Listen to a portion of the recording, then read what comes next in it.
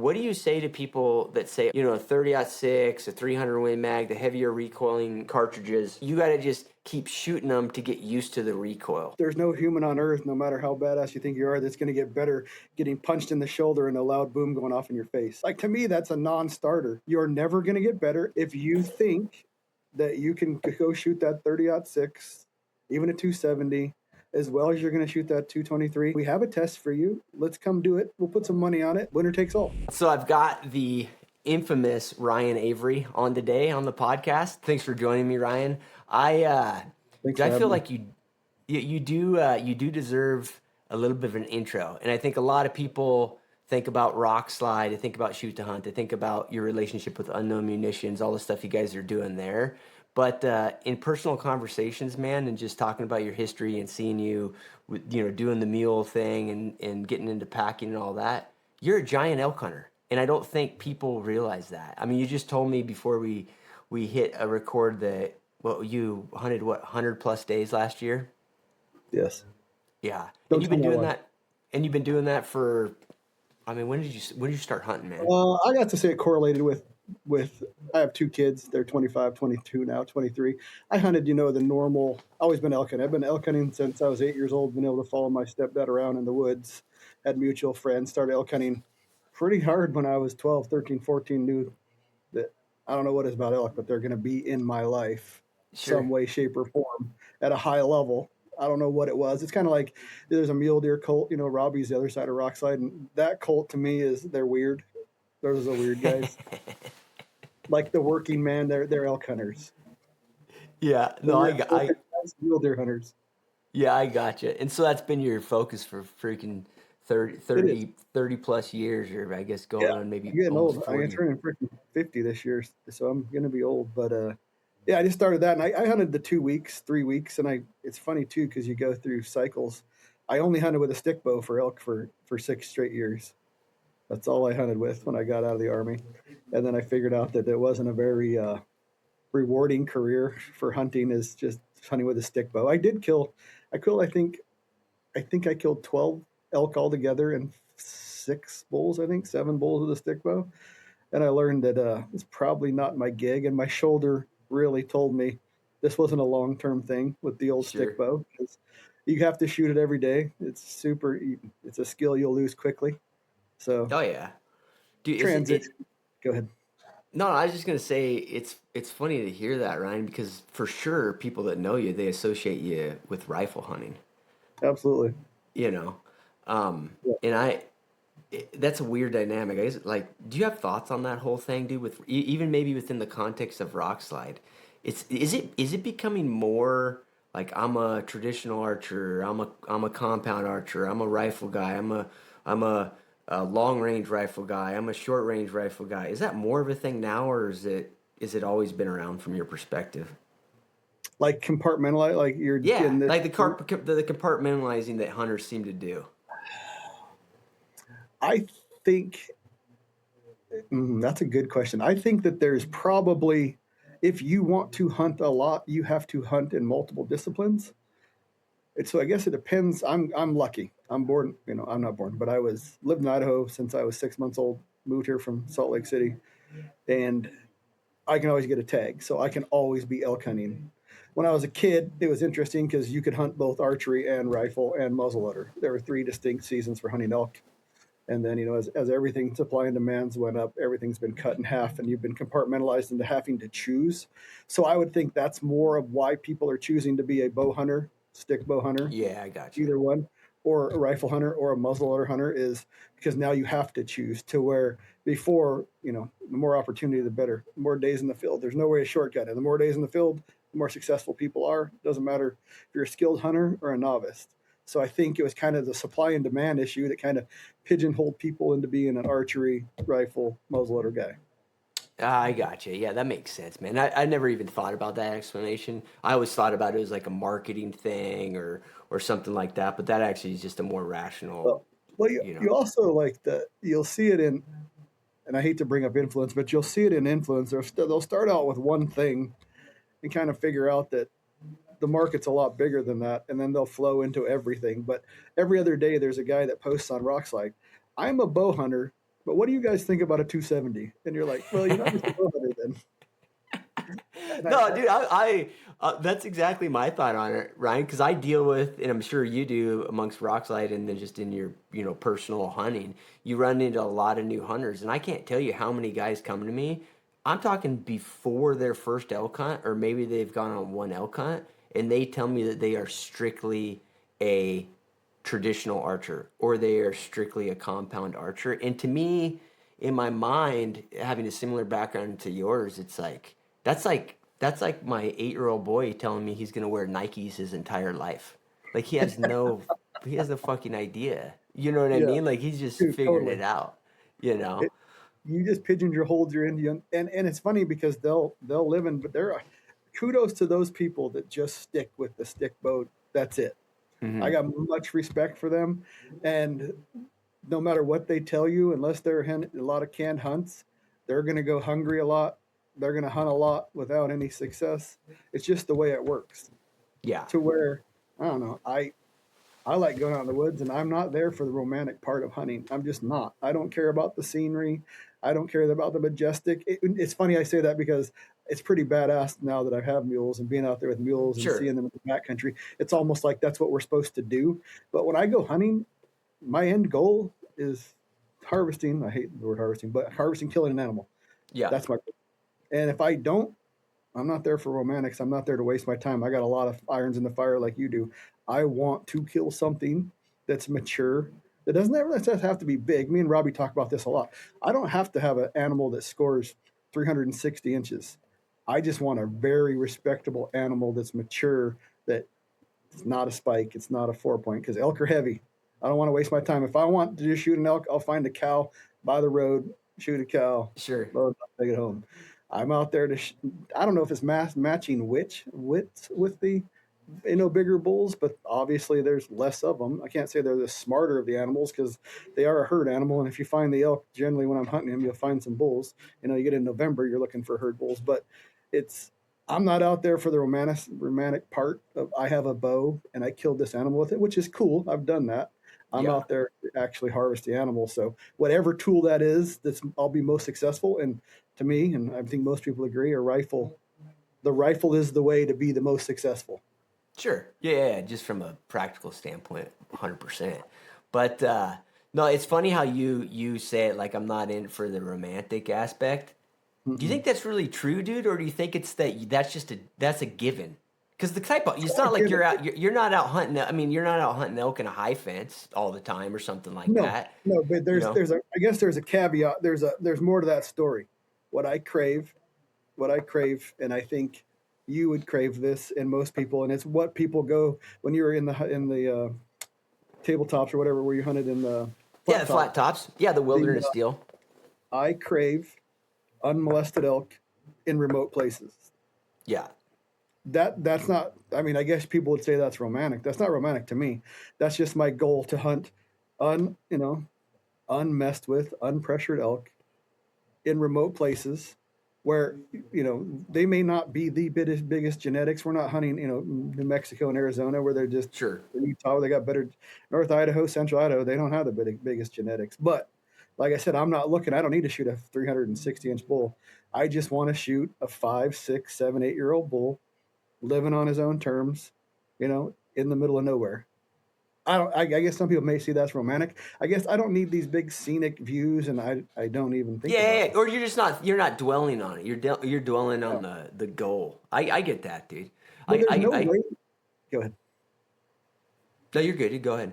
There's no like you've hunted the wilderness, and I guess we get used to where we're at, and I'll take somebody in there that's never been in there, whether I walked in, whether I had the goats, whether I had llamas, whether now I have the mules, and you watch their faces, and they're like, I don't know if there's a little bit of fear, a little bit of excitement, or probably both, because they're like, holy shit, this is real, and we are fucking in the middle of nowhere. Yeah. In the middle of nowhere. I like hunting in the Selway, and I like hunting in the Frank Church. I like hunting in big patches of land with low density animals. But you know what? Most humans, most hunters don't like to hunt there. So Yeah. I figured I'm hunting. You are hunting unpressured elk, which that's I guess what spins me up. Is it's not that's not romantic to me. It's just the way. I've hunted elk in the Coeur d'Alene Mountains. I've hunted elk in the St. Joe. I've hunted elk in Northwest Montana, and it's close quarters combat, which is cool. And like I talked about yesterday, I think the reason that I grew up hunting in one of the hardest places, in my opinion, on earth to kill elk, because there's just so much timber and brush. It's a it's a mini rainforest, and everywhere else is easier. Yeah. But you when you have that timber, you can't get away from roads because logging has encroached upon almost every part of the non-wilderness part. So you go down to those wilderness areas, you can get away from the roads and you can get away from people. And you may not see an elk for 3 days, but I guarantee you when you see an elk and you move on that elk, chances are you'll be the only person moving on that elk. And Yeah. that I guess that's romantic to me. Yeah, no, I get it, dude. Yeah, and it's that makes sense. I mean, it's, you are looking for like a certain type of experience, and that's your goal, which dude, I think is worth discussing, Ryan, because elk hunting is not elk hunting. Like I'll hear that periodically, and it is not. They are one of the most adaptable species, and people don't realize like, maybe like maybe them and whitetail can live in like the same broadness of landscapes, but pressure and how they're managed and all of those things. uh, I mean, I can take one experience in one area I've guided versus another area I've guided, and it's the differences are so vast. It's really there's differences between species that are less, if that makes sense. Yeah. And I think people, I hate speaking for other people, but I listen to people talk. I listen to podcasts. Obviously, Rockside, I see all this feedback come on, and you'll have a guy that's never left North Idaho, never left Northwest Montana, never left, Roosevelt's on the coast of Oregon. Their idea of hunting elk is close quarters, close shots, different calibers, different strategy to a guy hunting southern Idaho, hunting New Mexico, hunting Arizona, to where it's people will say this definitive statement about how to hunt elk, and they've only hunted one spot. So it's interesting to me when you start hunting bigger areas how it kind of broadens your mind on how elk hunting is. It's not just this box, put elk in this box and this is how I hunt them. And people Yeah. will poo-poo one way, but they've never hunted in that particular way, which is always kind of short-sighted. To me, I don't care where you hunt elk, hunting big bulls on public land is tough. Doesn't matter if it's North Idaho, New Mexico, Montana, doesn't matter. I will say, like we've talked about this before, hunting Wyoming, I've only hunted it twice. Sure. If you put in a little effort, there seems to be a lot easier hunting going on in Wyoming than the rest of the United States or rest of the Western states. I think it's how they're managed, dude. And then Too, and low resident numbers. There's just not as many people hunting them. yeah, sure, sure. Well, then you got this wilderness thing that it damn near keeps the wilderness like almost like pseudo private land from a hunting perspective. You know what I mean? I want Idaho Uh, to do that so bad. Dude, how I mean I like obviously people listening to this they're gonna be, oh well, it's obvious how that rule is in place. Yeah, I get it. Like outfitters had some pool and blah blah blah, but how the hell is that a thing today, Ryan? So it doesn't like it's how is that with a state like you could go up in the middle of nowhere, Alaska, where there is a lot of freaking predators, and hunt anything you want to hunt moose or caribou, any place you want, pretty much. Yeah, In Idaho, there are grizzly bears in Idaho. So, like, what they're saying doesn't make sense. To me, it is totally monetarily driven by the outfitter side of the house now. yeah, And yeah. that's That's just, just it. I Just have more yeah, insight just than that to me. is what it is, dude. It's yeah, dude. It's stunning to me, and we could talk about it for hours.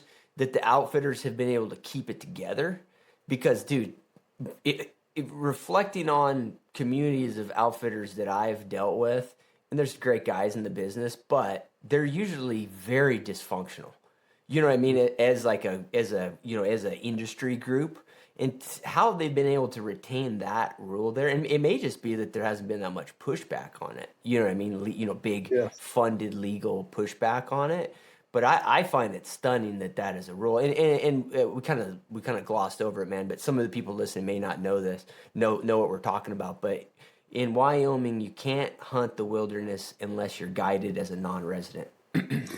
Yeah. And And it's fucked me too because I had a deer tag in Region H about 4 years ago, 3 years ago, and I found a stud deer, and it was half a mile into the wilderness, and it was every day I contemplated shooting that deer every Yeah. day and just taking the fine, just doing it because I think it's just stupid. Like it's so stupid. Right here, I'm fine.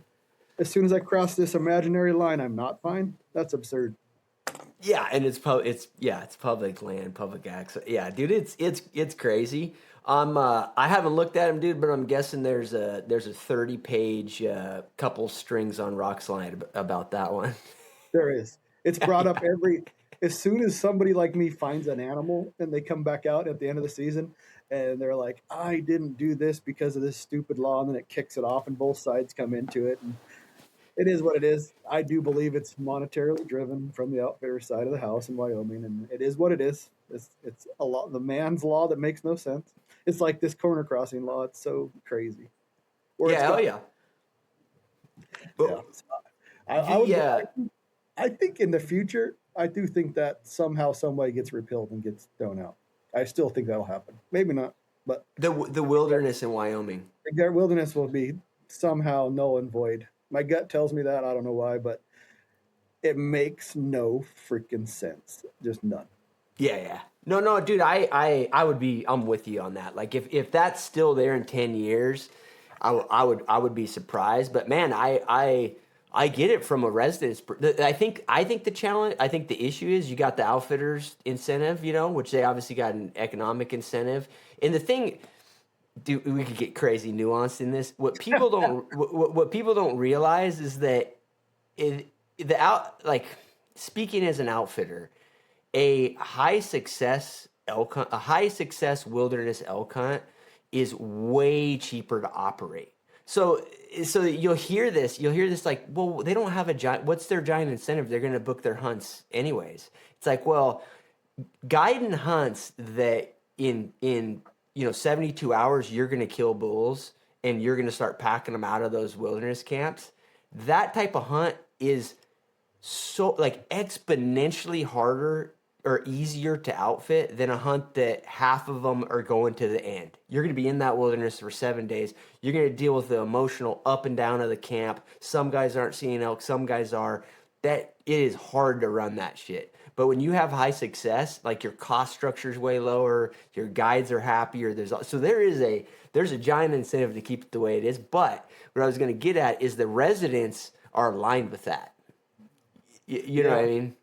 Oh yeah, it's in their best interest because, I mean, let's be honest. They go to the Selway, you go to the Bob, or you go to wherever. If you have to have an outfitter, that cuts down the riffraff, because every time I go somewhere, whether it's the Frank Church, the Bob, the Wilderness, or Selway, I run into somebody that's their first time in there, and it's Oh yeah. interesting to listen to them. And I've also ran into them when they're going out, and how excited they were going in, and how disheartened they were coming out. Because the Selway is a freaking dead zones are huge in the Frank. The dead zones are huge. I haven't been in the Bob in a while, but I've been in there a few times. From what I hear now, there's a lot bigger dead zones in the Bob from the Almighty Wolf. So, um, I do think I would love for that to happen. It's so funny. I think it'll go away in Montana, but I wouldn't discourage it in Idaho. So I guess I'm kind of two-faced on that process. But Well, I mean, it's all incentive stuff, dude. I mean, totally. Truly though, like I've hunted there off and on since I was fucking 14 or 15 into the Selway, and the amount of people that I've seen bringing out elk that weren't the outfitter or weren't me are almost zero. Yeah. Zero. So it is a little bit. I see why they're a cap tag that doesn't sell out till almost the day before the season. It's one of the last ones. It's that or the Frank Church, and it's you kind of, in my opinion, you're better spent getting an outfitter and going in there if that's your goal. If you want that tag, or you better have a pack animal and you better be able to cover miles and miles and miles, or be Yeah. able to pre-scout it and find, because there's so many dead zones. But getting back to the profitability, to how Wyoming's ran for wildlife, you are correct, because um, I'll go to trailheads scouting when I had the deer tag, and I've had a couple elk tags. And if you were in Idaho or Montana or Utah, and even when I've been in New Mexico, dude, those trailheads are always packed. I don't know what it is about Wyoming, but yeah, there's people around, but nothing like the other states. So I Yeah. do think they run it a little bit better, or I don't know, maybe you have some insight on that, but there just seem to be less demand or less crowdedness in the state of Wyoming. Sure. Yeah, no, they're. I mean, I don't know the exact tag allocations versus elk and all of that. And the thing is like even if I did, so much of that data is total bullshit Mm-hmm. because you have all these density. I mean, a lot of the stuff in Colorado is just blatantly inaccurate, or is just based on some like very very small extrapolated sample size or something on populations. But the thing is, you get the dynamic of it. It doesn't matter because you get so much of this, like what you're referring to as dead zones, where all the elk are in specific spots, and you get these vast areas that just there's no game in, you know. And that's not just where you're hunting, dude. That's a lot of these places that are managed. I think it's a function of the fish and game guys know. They know that we can slam these areas with tags and our harvest is not going to be high, which Mm-hmm. if you think about the economics, it makes sense, right? Oh, Like absolutely. you know, It still gives you the facade of opportunity, even if it yeah. isn't. Yeah. Yeah. Dude, I mean, do you have dude, explain if you don't mind. And this is not it doesn't just apply to Selway.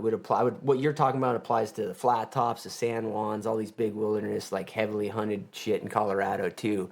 What what's the difference, Ryan? Like why can you do it? Why can, somebody in your position do it? Why can an outfitter do it, but it's hard for other guys? I go back to, and this is hard for people to take in.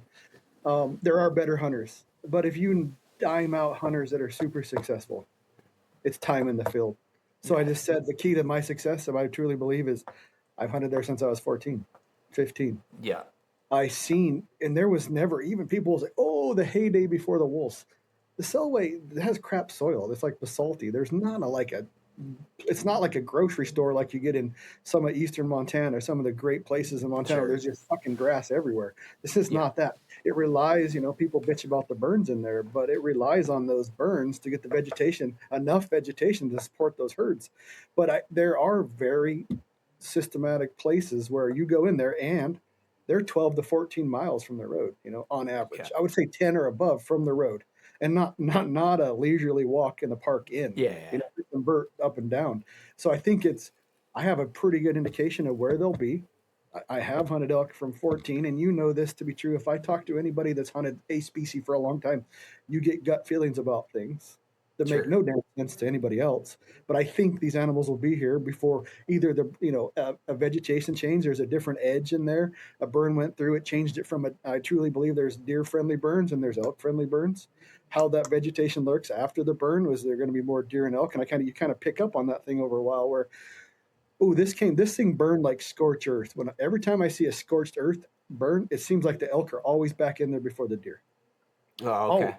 If it burned really fucking hot and there's scorched earth a year later and there's nothing in there, the first thing that comes back there, and I don't know what they're eating, and I know that everyone knows elk eat more grass. They're not really a browser like a mule deer, but they're on those burns before the mule deer, and it's just something you pick up. You kind of put it in the back of your mind. So I'm going to go check, and I'm going to put a camera in there, or I'm going to go glass that more often. But I think it's being in the field. I just said I hunted 100 days a year. I would average in the last 10 years. I put at least 85 days a year in the field, and not as much scouting as people would think. Just days in there hunting. I mean, Totally. I would say I do scout, but I don't scout like Robbie scouts. Robbie scouts probably more days than he does actual hunting. I think mine's kind of there is liberal seasons in the wilderness for a reason. So I get Yeah. more days in there. So if it's a 15-day long season, I'm in there for 16, 17 days. So you kind of get the flow of what's happening and where the elk are. And I think Yeah. that's probably the biggest key. There's nothing ever going to beat you. You can do all these classes and you can go to all the stuff that we offer. I know Cliff offers an awesome freaking elk hunting school. You should do those because it cuts your learning curve in half, especially if you're getting into it late onset or just starting. But there's nothing that replaces time in the field. Zero for success. Yeah, dude, I agree, and I think that I think it's well, I mean, a lot of people are just in denial about it. You know what I mean? Because it's just there's no other like pay to play solution. It's just like you got to go do it, man. Mm-hmm. And tell me what you think about this because I have noticed it. I think you're a guy that's like this. We've got mutual friends that are like this. Like you like the what you just described. Okay, the certain burn elk are going to come back into it early. You kind of want to know why. But what I have run into is there's a lot of good elk hunters that they don't give a shit why. They just have they develop an intuition about something like that, and then it's just like ingrained in them. And to some extent, it doesn't matter, but they it's just like in their mindset, like they know what that looks like. They know, they don't need a story to explain that, and I think that's fine. I think that's like a good way to become an elk hunter. You're just out there hunting all the time. You start to recognize these patterns. You just get good at it. I think the danger is the danger for a lot of people who want to shortcut this dynamic is they want to make up stories to justify like where they're looking. You ever run into that? So like I've run into this multiple times, and me and my buddy Jim Carr, he's phenomenal hunter. Spends more days in the field than any human I have ever met. We ran into this guy. This was 2 or 3 years ago, and he kept telling us that he had been there for 10 days, which take him at his word, and he hadn't seen an elk. Well, me and Jim had been there for 9 days, and we had probably seen 500 to 600 elk. But I think what people trick themselves into is they're actually looking for elk when they're not. They're wasting their time. They're not there at daylight. And you've covered all this. Yeah. You have some remarkable videos, and me and you are in lockstep on what you're putting out. Even I just listened to your shot placement thing the other day. It's like money. You're not looking for elk when you need to look for elk. You're not looking at the time you need to look for elk. And are you looking at the north side of the ridge? Are you looking at the south side of the ridge? Why are you looking at the north side of the ridge? Why are you looking at the south side of the ridge? This burn's been there for 3 to 5 years. This burn's been there for 10 years. Can you see into the burn? Can you see into that hillside? Like there's so many things that go into my mind. And Tanya brings it up because Tanya, my wife's a late onset hunter. When the kids left, she's like, I think I want to start hunting with you, which blew my mind. But you don't realize what you do till there's somebody with you that hasn't done it, and they're asking you why. And half the time we tell her, I have no fucking idea why I'm doing that. I don't know why I'm doing that. And then I think it out, and I'm like, well, it's because of where I've seen elk in the past and where I've seen, sign or shit or whatever. And it's a repeated thing in my brain to where I don't make a plan. Like if you look at Mark Livesey, he puts out big elk plans. They're awesome. And people do need that. I've never done that in my life. I'll look at a big freaking spread on Google Earth. I'll go to Onyx, see where the trails are, and I'll just go in there and I find elk. But it's not that I just go in there and find elk, just, boom, I found them because I'm lucky. No, it's my last 25, 30, 35 years of looking for elk in that terrain. And you cannot shortcut that. It's the hardest thing for people to learn. So you do need to find a mentor if you can that's hunting in the same locations that you want to hunt. You do need to find classes like you put on, classes, like Shoot the Hunt puts on, because I do think that there's also the case to be made that people just suck at shooting. So you doing all this thing on public land to get, and we'll get into this later, you do all these things to get in a position to kill this elk. And then you can't kill the elk because of something stupid like your gun's on safety, or you can't get it out of your backpack, or whatever it is. Your scope's fogged up. You ran the rev up on your dial yesterday because you saw a deer you're going to shoot, forgot to rev it back down. It goes into time in the field, shows you all these mistakes, and people try to shortcut it. And it's the hardest thing to do is shortcut anything. So it's not hunting, and everything in life that's worth doing or hard to do. It's time and effort doing that thing. And I totally agree. And it just some of that probably like gets into the deep like way our brains wired or whatever, like all this pattern recognition stuff. And it's the same thing. Like, I don't know Mark, but a lot of times I see his stuff, and I'll be transparent. When I see his stuff in the back of my head, I think, wow, what a way to just overly convolute all this shit. You know what I mean? Like this is, it reminds me, 20 years ago, I used to work in the finance business, and there was these guys that would like back test giant data sets like over and over and over and over and over again. And then they would implement some financial strategy, and turns out that like 20 other guys are doing the exact same shit, right? Like they just like screened it to death. And I don't mean this as like a cut on Mark, because I think probably what he's providing and looking at is it's like a very good starting point. And I think that's great. if you use it for that. Like you use it as a starting point and then you start to develop your own pattern recognition, it's probably a damn good start, you know.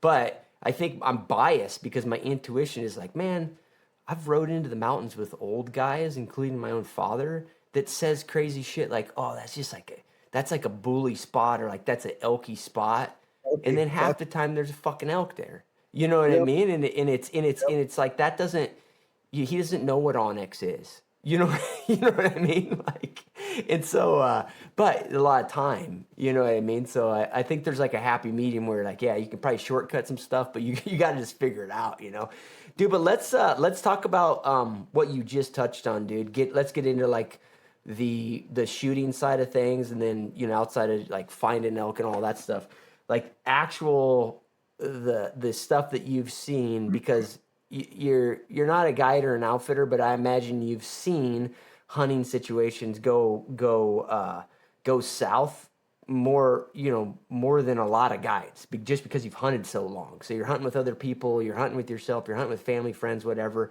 Tons of repetitions.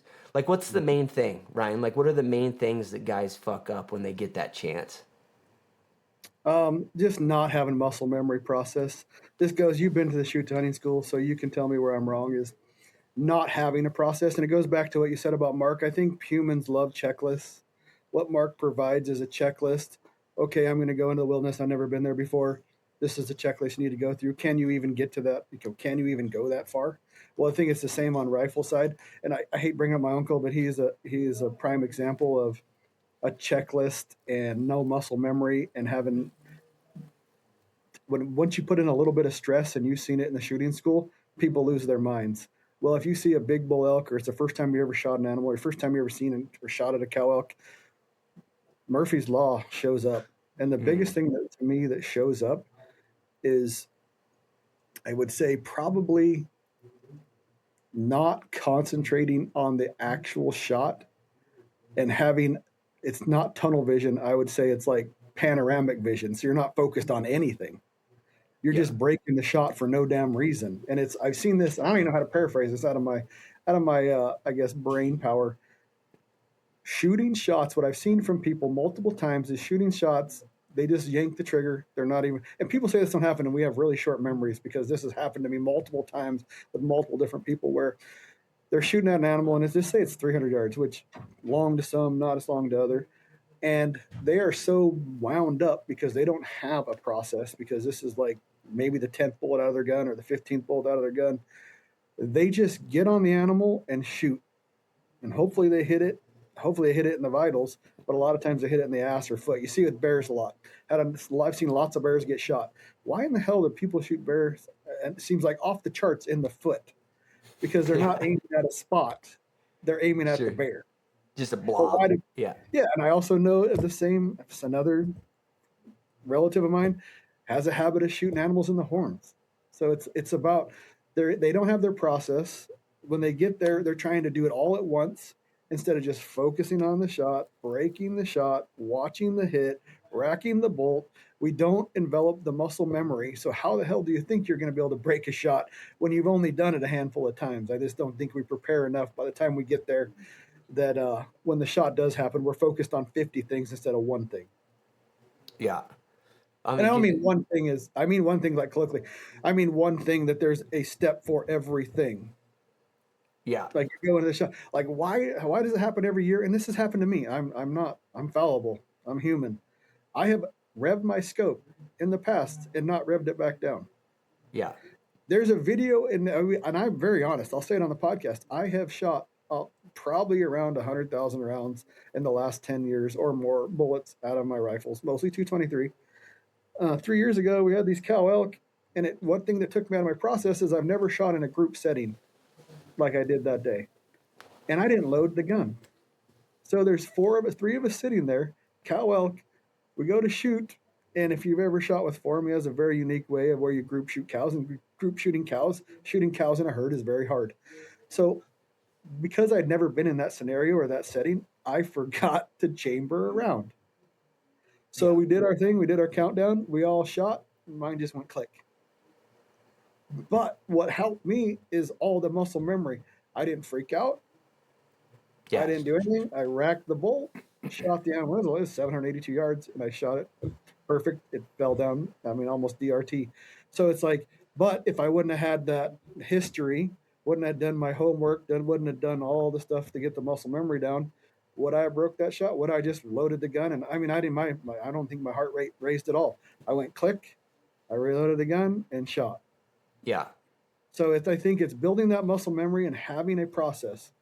Is your gun loaded? Is it not loaded? But it did take me out of my sequence. It was just one little thing, and I don't want to tell you how to do it, but you've been to the shoot hunt school, so you can. I'm biased towards it, but it does give a fundamentally step by step to what you do need to do, and he beats it into you over those 5 days, and it's almost automatic for me. And I guess in a nutshell, that was kind of a long, blah blah blah, but have a process, practice that process. Yeah. All right, guys, in some of my content, you're gonna see that I've been using this chest holster from Invader Concepts. This is with my 10mm. I also use it with my Glock 19 and even a PMR 30. I'm gonna do a bunch of content here in the next couple months on that around bear defense. It should be interesting. It looks a little awkward to have your gun under your bino harness, but if you test out all the different variations, it is the best and you have it on you all the time. I do have a discount code, it's CliffG, and it's for 10% off. Go check them out. To some extent, I mean, I know there's certain ways you need to do things, but to some extent it's reps, 100%. And what's crazy about it is hunters seem like the scenario you're talking about, people tend to have amnesia about it, including myself. Bad. Yeah, it's like you'll talk to them and it's like they if you look at the factual history last year when they were elk hunting, they had an opportunity and they had 2 minutes to kill an elk and it was broadside, but they were messing around with a whole bunch of different things and couldn't figure out how to get the rest, and then the animal was moving and they couldn't find the animal and then they missed the opportunity. They'll forget about that on the walk out of the woods. I'm sure I don't get why that is, but I do it too. Go ahead. I don't know why, because a guy posted on Rockslide about 2 weeks ago, is 500 yards a long shot? And I said yes. Sure. Because one thing I've noticed with shooters, and I've been around a lot of them, including myself, including my wife, a lot of different shooters. I'll go and we'll go up to this canyon I go to a lot and we shoot rocks. We shot rocks from 0 to 1,200 yards. And they will miss a little bit, but in their mind, they didn't miss. Yeah. They still, I'd have probably still killed that animal. I said, would you? Would you have wounded that animal? Or would you have killed that animal? And when you'll go back and somebody will totally F it up and just miss altogether. And they'll say they'll take 10 shots and they missed 3 or 2. To me, that 70 or 80% is not good. Not good sure. in live animals. So I think that what happens is they only remember, for some reason in our human psyche, and that's I guess why we've built this society. We only remember our successes, and we kind of remember our failures. And to me, it should be kind of a 50-50 thing where, okay, I took 10 shots. I hit 7 out of 10. Am I good enough to take that shot? I would say no. But most people say yes. Yeah. No, I'm with you. It's a weird thing. But let's talk about, part of that, man, is that when I went to the shoot to hunt deal, I had never shot that much before. Hey, I interrupt there I have one more thing to bring up. And I hear this a lot when I bring up their misses, and I even bring up my misses. And I am not an anal person, but I am very, very anal when it comes to weapon systems and shooting things because I don't want to wound animals. People always think that the next time they'll be better. Yeah. And I think that mentality is what makes them skate over that failure. Well, next time I know what I'm doing. But unless they put some time and effort into fixing that problem, it's still going to be a problem. But I think in their mind, next time I know what I did wrong, I'll be better. But they don't actually have it next time. And the next time they think that if they do the same thing again, is the next time I'll be better. Because I hear that all the time. Well, that happened, but next time I'll be better. But they didn't put any time or effort into fixing that problem. So I think that's also part of the problem. Well, dude, it's interesting you say that because, and I'm sure you've experienced this when you're guiding or you're hunting with people that you hunt with like once a year. And as a guide, sometimes you have the same clients each year. Like I got guys that have guided on 10 hunts over 10 years, you know what I mean? And so you see them and you'll see a totally botched situation, and there's this perception that, okay, like I learned from that one time. Like, oh, I gut shot the bull, and that was because, it's because I had a shitty rest. I wasn't actually comfortable enough to shoot, right? I literally had this conversation, but it's almost like that one rep was enough of a learning thing that in their mind they walk away thinking they won't do it again, and then the next year it's the exact same thing. I believe it was your video, because I've watched a lot of your videos. You said something that I hear every time there's a catastrophe on an animal, or every time there's that shot just didn't feel right. Yeah. And I'm like, why did you fucking pull the trigger? Yeah. And I think that's where the crux of why the shoot to hunt school is different is you get used to what your wobble is, and you get used to what's acceptable wobble. Yeah. And I don't think this goes back to harping on reps. If you set up in a new position, and I think building positions is a thing that we suck at as hunters. Sure. I do think that's why we should do more competitions. We should do NRL Hunter, or don't go to the range and sit on the bench and shoot your gun and then pull it out. Run the bolt real close, look at the head stamp, oh yeah, and then put it in the box. You have to make hunting scenarios, dude. If you're just going to the thing I understand you're going to validate your gun, whatever, but you have to have real life hunting scenarios in your training process, because I've heard that over and over again. And it's so funny because I think you're really analytical and you're really articulate on how you explain things. If I had $1 for every time I heard something go bad, say, man, I didn't like that shot. I didn't feel good. And it's like, okay, well, why the fuck did you do it? Yeah. I've never heard a really good answer other than, well, it was going to get away. And that's not a good answer. Yeah, sure.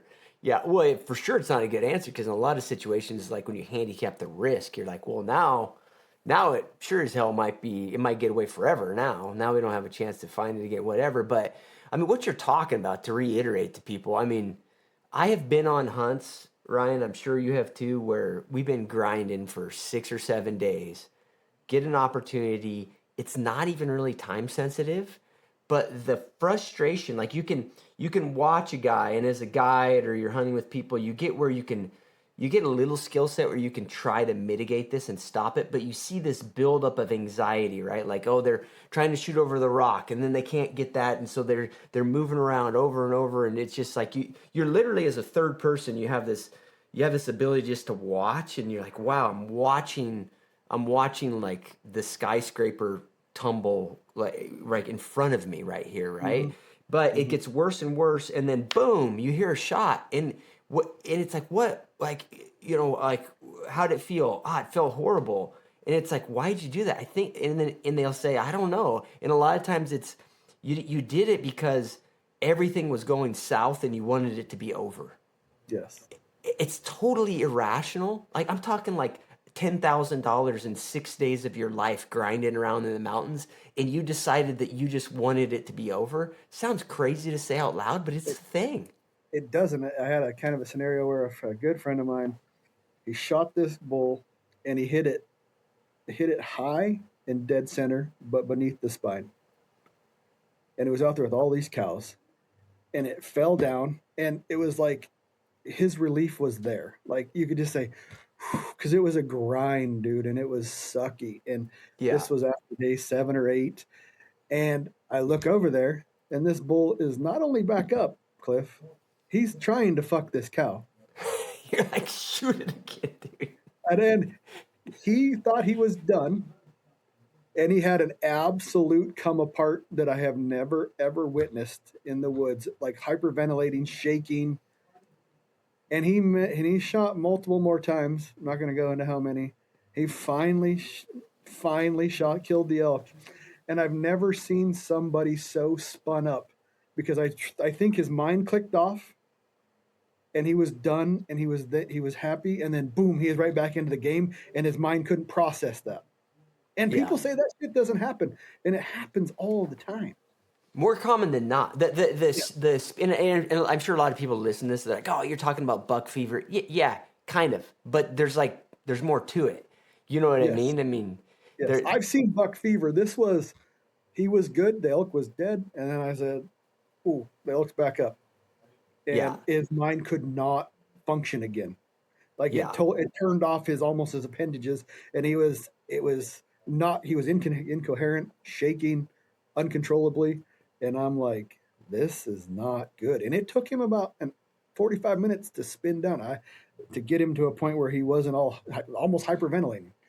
Yeah. It happens. People say it doesn't, and I'm not saying it happens at that level, but I've seen people just lose their shit and they shoot at the animal, not to a part of the animal. If that makes sense. Yeah, sure. Like shooting a stick bow. If you ever Fred Bear, back in the day, it's like pick a spot. Well, they don't pick a spot. They just pick the animal and let her rip. Yeah, because there's so much, and I do think it comes down to the process a little bit.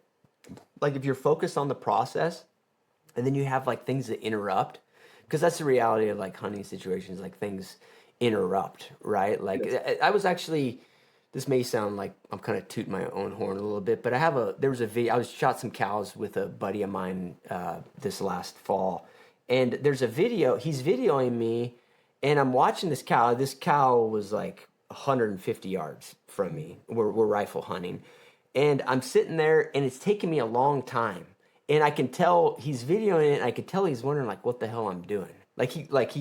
He literally just shot one in the head a minute ago. Like it was, we were just like going to go kill some cows, right? So he's like, what is Cliff doing? Well, what I was doing was, from my angle, I couldn't see that there was no spikes. Like I knew it was a cow, but I had to see there wasn't a spike. I didn't want to shoot a spike, right? So I'm sitting there, and it's like, it's annoying because I'm moving around, like trying to get in. We're close to the cows. And finally, I see that she's on a spike, and I shoot her. Dead cow, no big deal. But it was a prolonged period of time where I had to deal with this like movement and adjusting my rest. And I watched that, and I'm like, I've watched a lot of people that like just the fact of like all that buildup, it gets them completely fucked up. You know what I mean? It gets them so, because now something that they didn't expect they have to deal with, and it deteriorates. And I think that's because of the process. You know what I mean? Like they don't have a process they're sticking to. And 100%, I am not perfect. I don't want anyone to think that I fuck stuff up all the time. And that cow hunt I just talked about, the three of us shooting, that took me out. I'm a solo hunter. I hunt by myself probably 70% of the time. Maybe one other person, but we split up a lot. So having three people there to shoot that cow took me out of my system. Yeah. And that's why my process, trying to go back and recreate it and why this happened so it doesn't happen again, my process was messed up because of all the extra people involved. And then we did like this countdown thing that I've never done before. Sure. I didn't load the gun. I dialed, flicked it off safe. That's when as soon as I flick it off safe, I load the gun, put it back on safe till I'm ready to fire. I just was out of my system, and I've rectified that. But I think what happens with most people is it goes back to the beginning. That next time I'll do it, but they don't put the steps in to fix that process. So the next time is the same result as the last. Yeah. But you were able to pick up like your protocol though, quickly. Oh, instantly. That comes from reps. I didn't freak out. I didn't do anything. I just loaded and shot. I couldn't shoot the same cow. I just moved to a cow that was broadside, same general distance, pulled the trigger, and it was over. Dude, it's just, I think that's, unfortunately, it's just that brain pathway. And I know that you and Form and the guys that you hang out with, you shoot way more than I do. And I'm envious of that, just because there's, even right now, as I talk to you about it, it's like, I got to like keep that process tuned up. It's so hard to do, to like keep it. You have to do it a lot to just keep it in lockstep. I had when I was at the shoot to hunt deal, the shoot to hunt course last year, it was interesting because that was probably my biggest takeaway, man, is I realized that even for how much I've hunted and shot, I didn't have a real good process. And I had an embarrassing moment there that was actually more safety related. And it made me really think about it because, well, the short of it was we were moving from positions to positions, and we were going to loaded magazine but empty chamber, safety on, move to the next position, and somehow we were doing like one person shooting. I shot, and then the only thing I can think of is there was a conversation.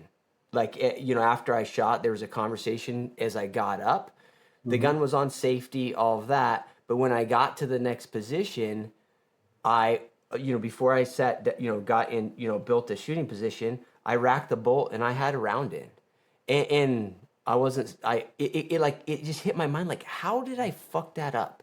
You know what I mean? Like, how I've done this a million times. How did I go from there to there when we had a, like we've been doing this process now for already 1,000 rounds. How did I screw that up? And it just took a little bit to shift it. And like, it clicked in my mind, obviously a safety thing, but also like, those are the things that make you better, where you just do less and less of that, Yes. and it's just one of those things. And I don't know if you've noticed this, like, go hunting with people and, get shot opportunities or move from this shot opportunity to the next shot opportunity. And without them looking, ask them if their gun's on safety or not. The average guy will be wrong at least half the time.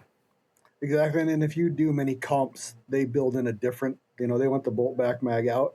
Sure. So it totally, like the reinforcement of having it on safe, know the condition of your rifle, is totally, it backtracks it because your bolt's back, your mag's out. So you're not going through those processes anymore. And pretty soon you're in this middle ground where your brain's doing two different things. When you go back to the hunting Yeah. side, that's not how you hunt. You don't hunt with your mag out and your bolt back. So it kind of fucks up your process. So Yeah, no, sure.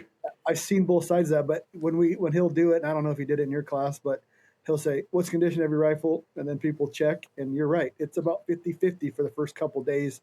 And then you kind of see the process of why it takes 5 days and 1,000 rounds, because on day 4 and 5, I would bet you it's 95% are in know what condition they are, and they're in the right condition.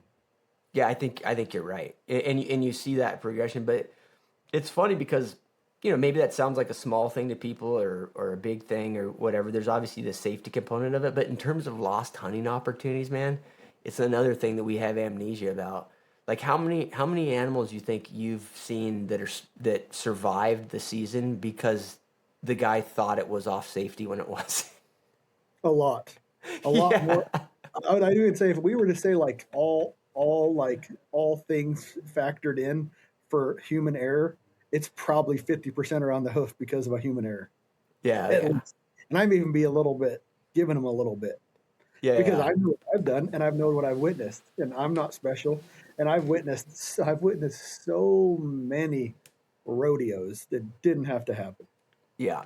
No, I totally get it, man. Let's you alluded to competition, and I have a question, or like personal questions on this, because I've thought about shooting some NRL stuff, and and getting into that a little bit just for reps and just more of like some like experience under pressure, I guess. What are your thoughts on it? Like, let's just take NRL for as an example. Somebody comes to you and they say, hey, like, I want to become a better shooter for hunting. That's my main goal. What's your thoughts on becoming engulfed in shooting NRL? I think it's an awesome thing to do.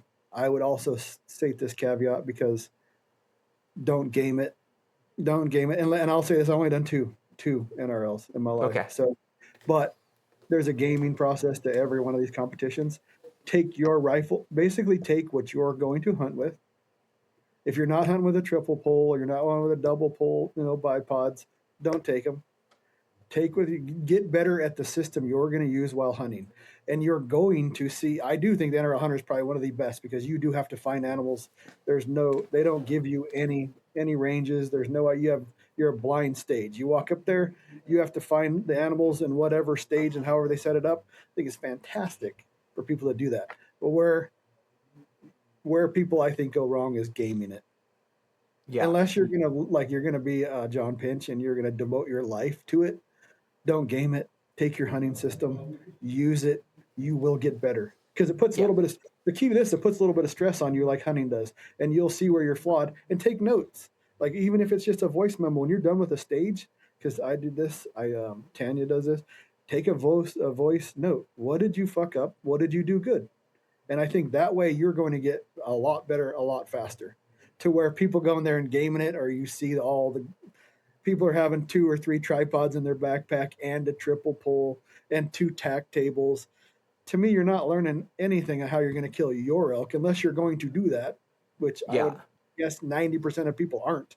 Hunt it the way you're going to hunt it, and I 100%. If I was to pick one competition for a hunter to go to, it'd be NRL Hunters.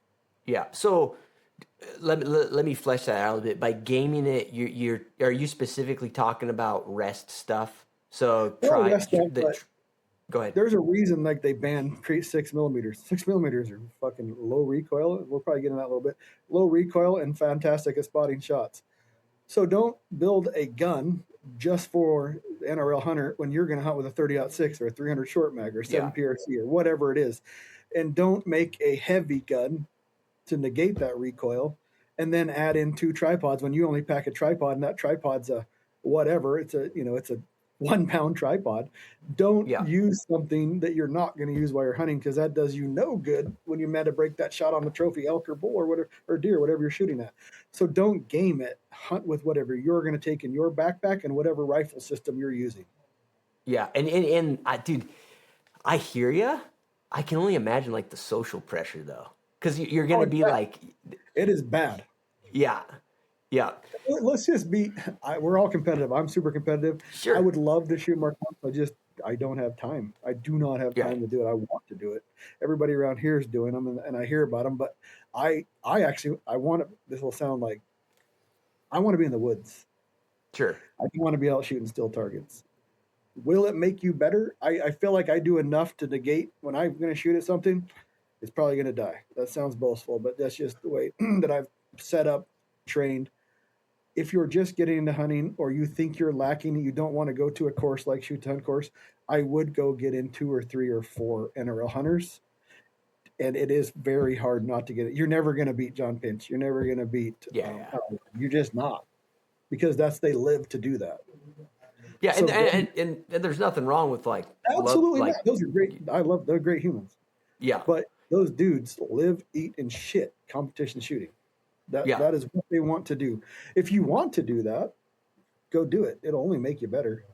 I don't want to be that level. I want to go hunting. I want to be in the woods.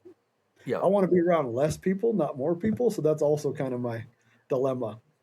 No, I get it, man. But it's a fucking fantastic way to get better at basically what the Shoot Hunt course. Walking down the trail, got your backpack on. I see an elk, I kill an elk as fast, as efficiently as possible. NRL Hunter is a great way to do that. Yeah, and it's set up. I think that's like lost in a little bit of all of this. You know, you do, I know this, and I do it too. Like, I have access to places I can go shoot rocks, and I can kind of mimic this type of thing. Yes. But it's hard for a lot of people to just have the scenarios set up. Yeah. So I could see it having a ton of value for that. The last thing I'll ask on it, and just is very much a personal curiosity, Shoot to Hunt form you in that class. There is not an emphasis on bipods and tripods for just in terms of building shooting positions, the time it takes, all of that stuff, right? We could talk a little bit about that. But when you look at NRL, really heavy use of tripods and bipods, why is that, Ryan? Which way? Either one. Why is there? I mean, the NRL, and I'm not trying to like shit on NRL. I'm just actually interested into why this is. Why is it that in the Shoot to Hunt course we're not using tripods and bipods, but in the NRL context, that is where the most of the participants are heavily using them? Not totally speaking for form, but I think I got the crux of what he's trying to train. When you're in a hunting environment, and this is around, like, there's no doubt, this is a 0 to 600 class for backpack hunters. He wants you to be able to know what you can get away with before you go into, not crutches, but other tools. Yeah. You can get away with a whole lot with a backpack and trekking poles. A whole lot. You can shoot, I won't ever say easily, there's no gimme at 600 yards, but a 0 to 600 shot with your backpack and tripod are very easy. So we need to get enough people through that to realize I need to know what I can get away with without a bipod and without a tripod. I need to know what the wobble zone that I am comfortable with a bipod or a trekking poles, and a backpack before I bring in these crutches that I may or may not need. You'll notice when you're about to go to the winter class, Yeah. you're going to see tripods in the winter class. Okay. You will, because there is a reason. You can't, if you're shooting in a winter environment, you can't shoot over the snow very easy. Yeah. So there's problems with the system. But at its base, it's what can I get away with the tools I have at hand without having anything else. That's what I mean, gaming the system.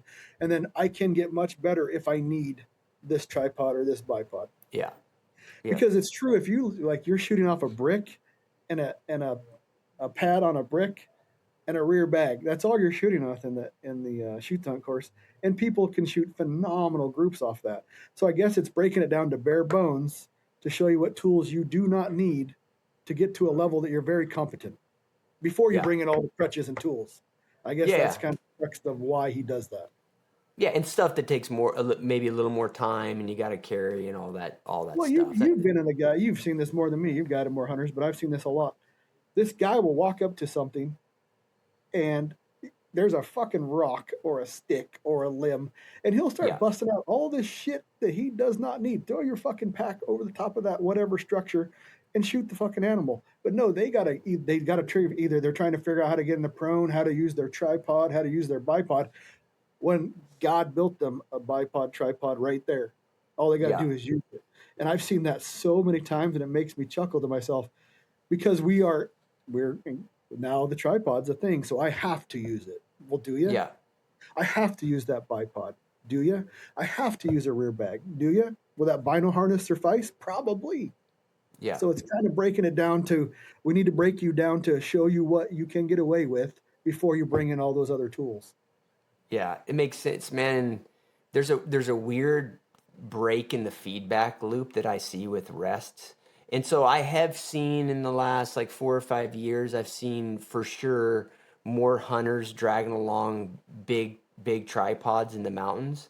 And I've seen some even this last year I had a hunter and in a fairly timely manner killed a bear with a tripod, and he didn't need the tripod for the shot. Great shot. This is like just this season.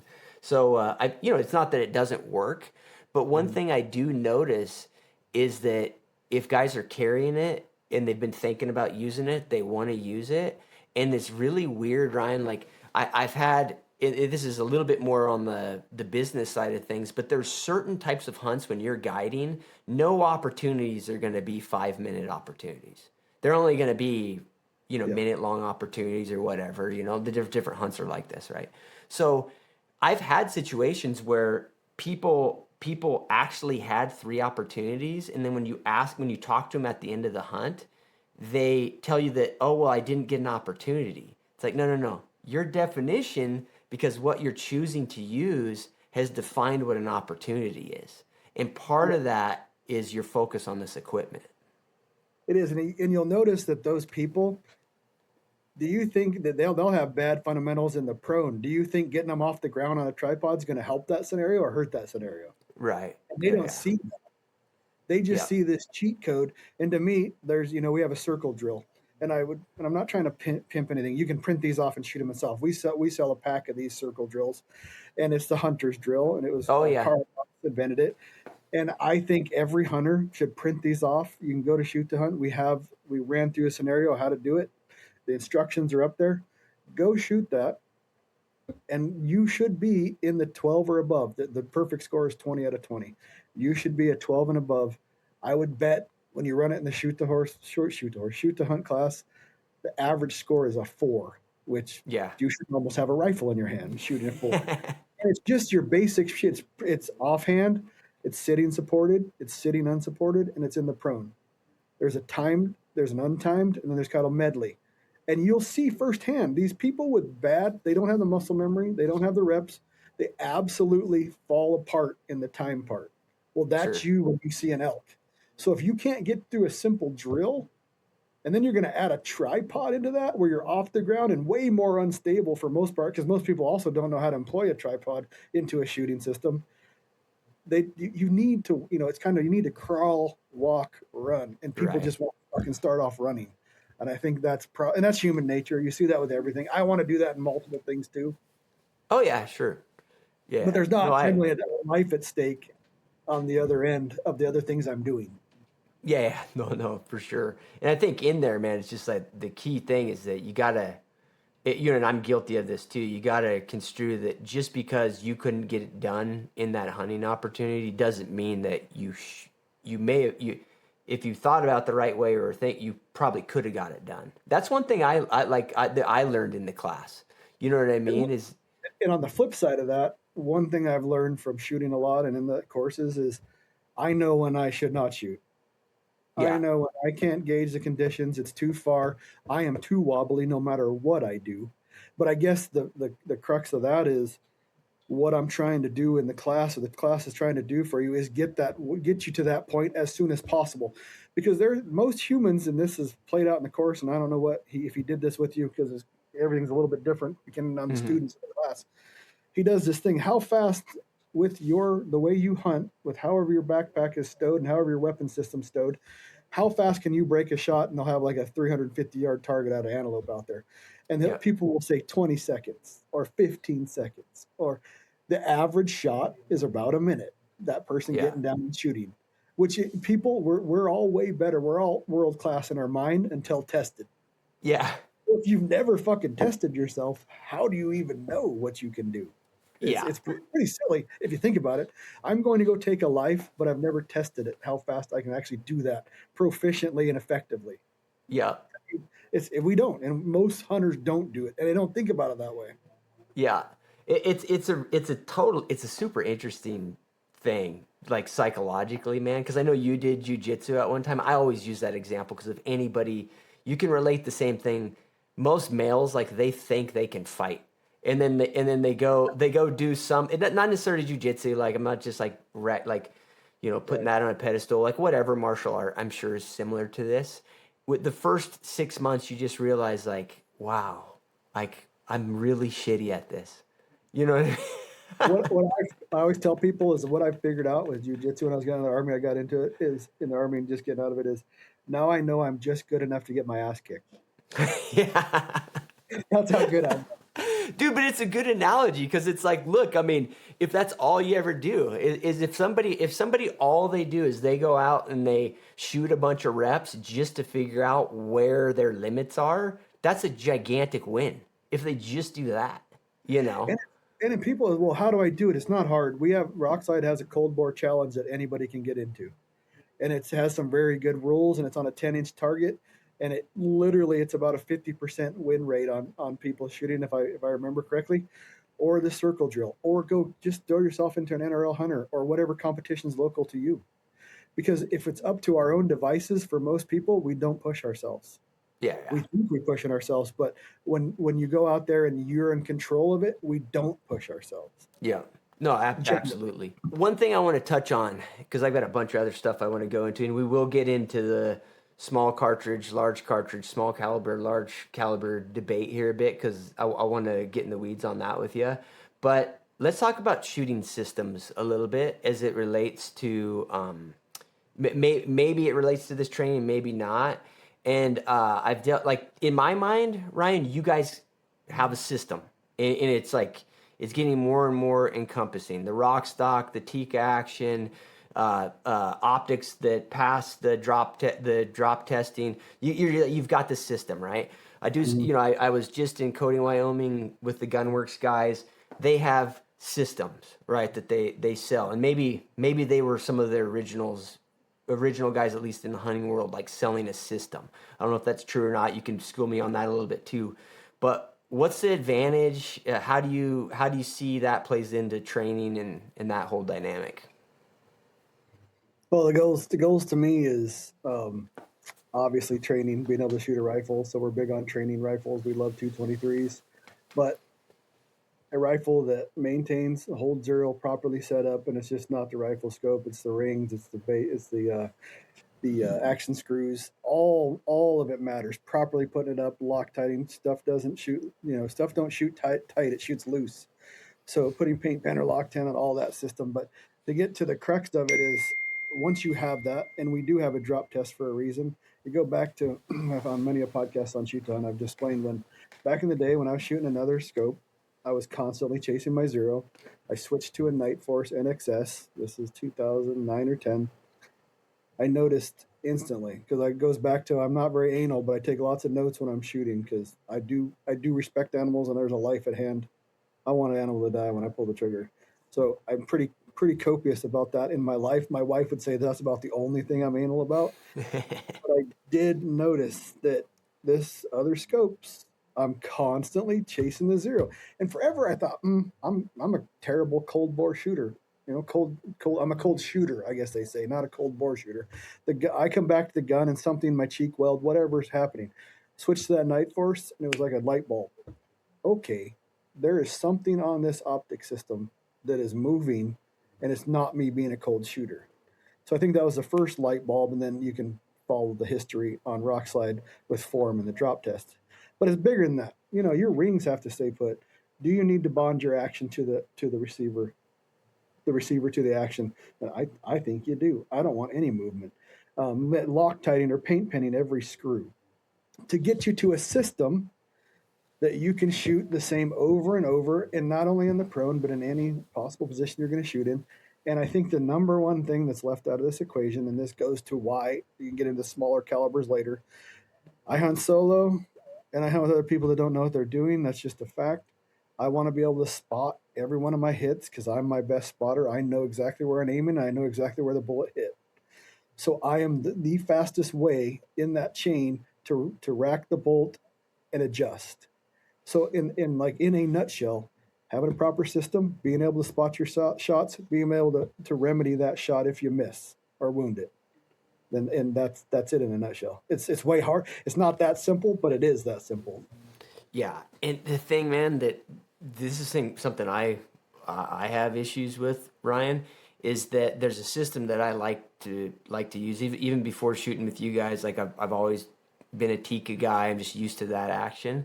But I'm also a gun guy that likes to play with other guns. And what I've realized is that there's a cost to that. At least I perceive it that way. I mean, do you have thoughts on that, man? I guess, what do you mean you want to shoot lots of different rifles? A guy sends me a rifle that, or a client comes with a rifle and it's got a Remington 700 type of clone action on it or whatever. So I'm going to shoot that a little bit. And then, then maybe I'll do some video. Well, I'll do a video on like an economical, like Ruger rifle or something like that build, right? So I'm going to shoot that rifle. But now I'm shooting different actions all the time. Do you view that as like, I know that you do the same thing. You're shooting a lot of different setups. How do you view it, man? Like, is your recommendation to somebody else, don't do that? I basically on that, I'm like, don't do what I do, because to me it's very frustrating. Guys, biltong, okay? I have been obsessed with this stuff for 3 or 4 years. Ever since I got on a keto, carnivore, paleo-esque type of diet, I've had a hard time finding healthy snacks. Biltong is a great option, particularly the slabs that have this fat on the side. That's where your energy is if you're a fat burner like me. Super simple ingredients in this, guys. Literally 1, 2, 3, 4, 5 ingredients. Compare that to your gas station jerky. A great snack in the backcountry or just day to day. Biltong Depot is a huge supporter of my content. Go to their website, biltongdepot.com. Use my code CliffGray, CLIFFGRAY at checkout for 10% off and to support this content. Thanks, guys. I think there's like two things on that. One is, I think me and you are in a unique setting to where I'm constantly getting new equipment and new rifles and new scopes, new whatever. So I'm constantly, like there is that old stereotype where a mechanic's car never runs, Yeah. Well, I'm always swapping out stuff. But what I have done, we just did a podcast that I wasn't going to do it this year because I actually did do exactly what I said I wasn't going to do with the Gunworks index. And we did a whole podcast about it. But I do think this sounds bougie, but it's getting to a point where hunting, you almost have to be a specialist. Public land, the demand's never been higher. Your opportunity's never been, less, to where you need to set up a rifle system. And if you can do it, if you can swing it, buy that trainer rifle that's the same exact thing as the rifle you hunt with. Am I going to say I don't get lost in the weeds and switch scopes? But this year I literally built 2 rifles. They're finally in the safe together. One's with a rock stock with a Tico, the 223. It has the same scope as the scope I'm going to hunt with the 6UM, same rock stock, same barrel contour, same weight within ounces. I do believe that is the best way. I can't say I always do that. Yeah. I shoot that 223 all the time, though. I shoot that 223 at least 3,000 rounds a month. And I'm trying to get that rifle system because my wife's already there. My wife doesn't do what I do. She doesn't give a shit if there's no romantics in guns for her. She has her 223 set up. She has the hog rifle set up, and the woman's deadly. And she's been through the shooting school twice. You ain't getting the animal ain't getting away from her if she wants to shoot it. And I've watched her how much confidence she has going from that training gun to not shooting the 6UM a lot because you can't. You get about 600 rounds out of that barrel, 650, and it's about the end of its life. But just the confidence that it builds having a training rifle that's exactly the same as your setup every day or as your hunting rifle, and that confidence that crossover, it doesn't matter. It has almost twice the felt recoil. To her, she's usually going to be shooting at live animals. We do go out and shoot rocks with it beforehand and make sure she's zeroed. But if I lived in a bubble and I didn't have rock slide and I didn't have shoot to hunt and I wasn't asked to do this or do that, look at this and tell me what you think on feedback, I would have a 223 trainer and the rifle, whatever my desire was, set up exactly the same. And put that shit in the safe and get good at it. That's basically.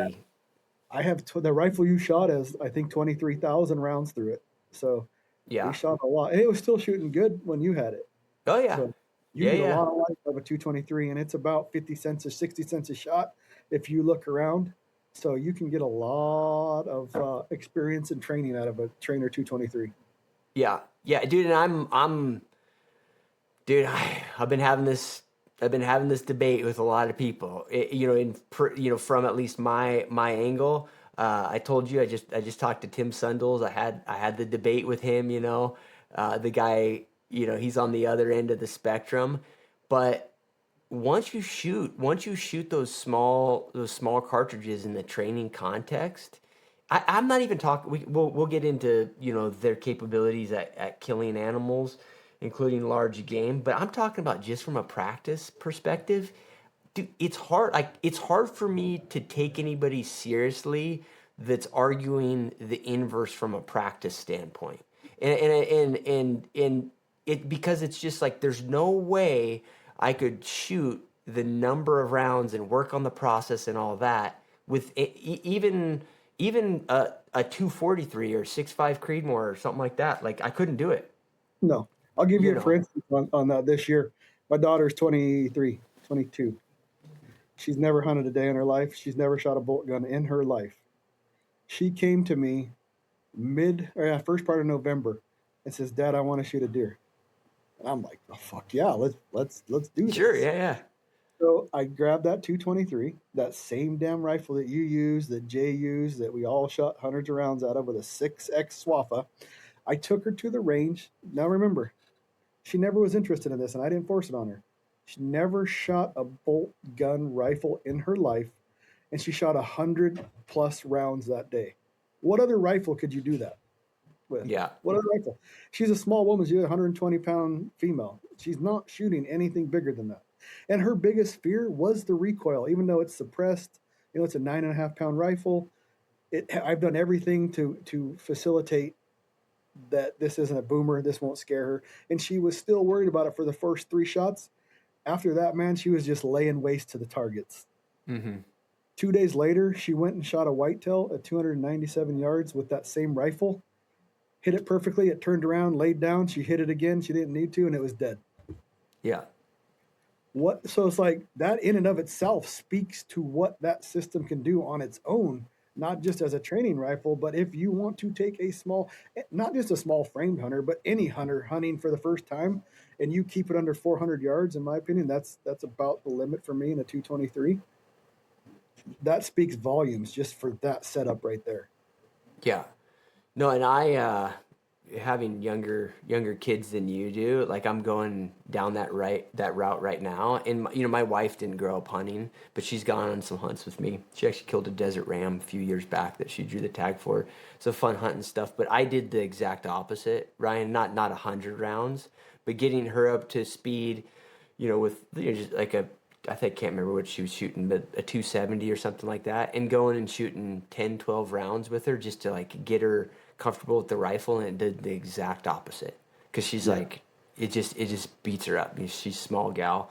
And so one question I have for you is, what do you say to people that say, oh, well, you know, a 30-06, a 300 Win Mag, the heavier recoiling cartridges, you just got to keep shooting them.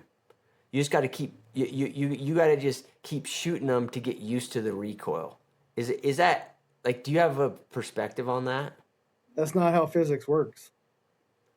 There's no human on earth, no matter how badass you think you are, that's going to get better getting punched in the shoulder and a loud boom going off in your face. So that, like, to me, that's a non-starter. You're never going to get better. And I'll put this out to anybody, and I haven't been proven wrong, but I've had very few takers. If you think that you can go shoot that 30-06, even a 270, as well as you're going to shoot that 223, we have a test for you. Let's come do it. We'll put some money on it, and winner takes all. Yeah, it's just not a reality. It's not. Like, people need to stop saying that. And another thing they really need to stop saying is man up.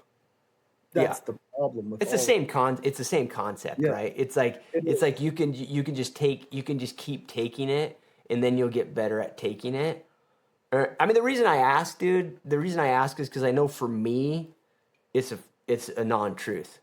You know what I mean? There's no way. The more I shoot heavier recoiling stuff, the worse I get. You know what I mean? And that's everybody. Yeah. And I'm not saying that you may get worse than somebody else, but they're getting worse. Yeah.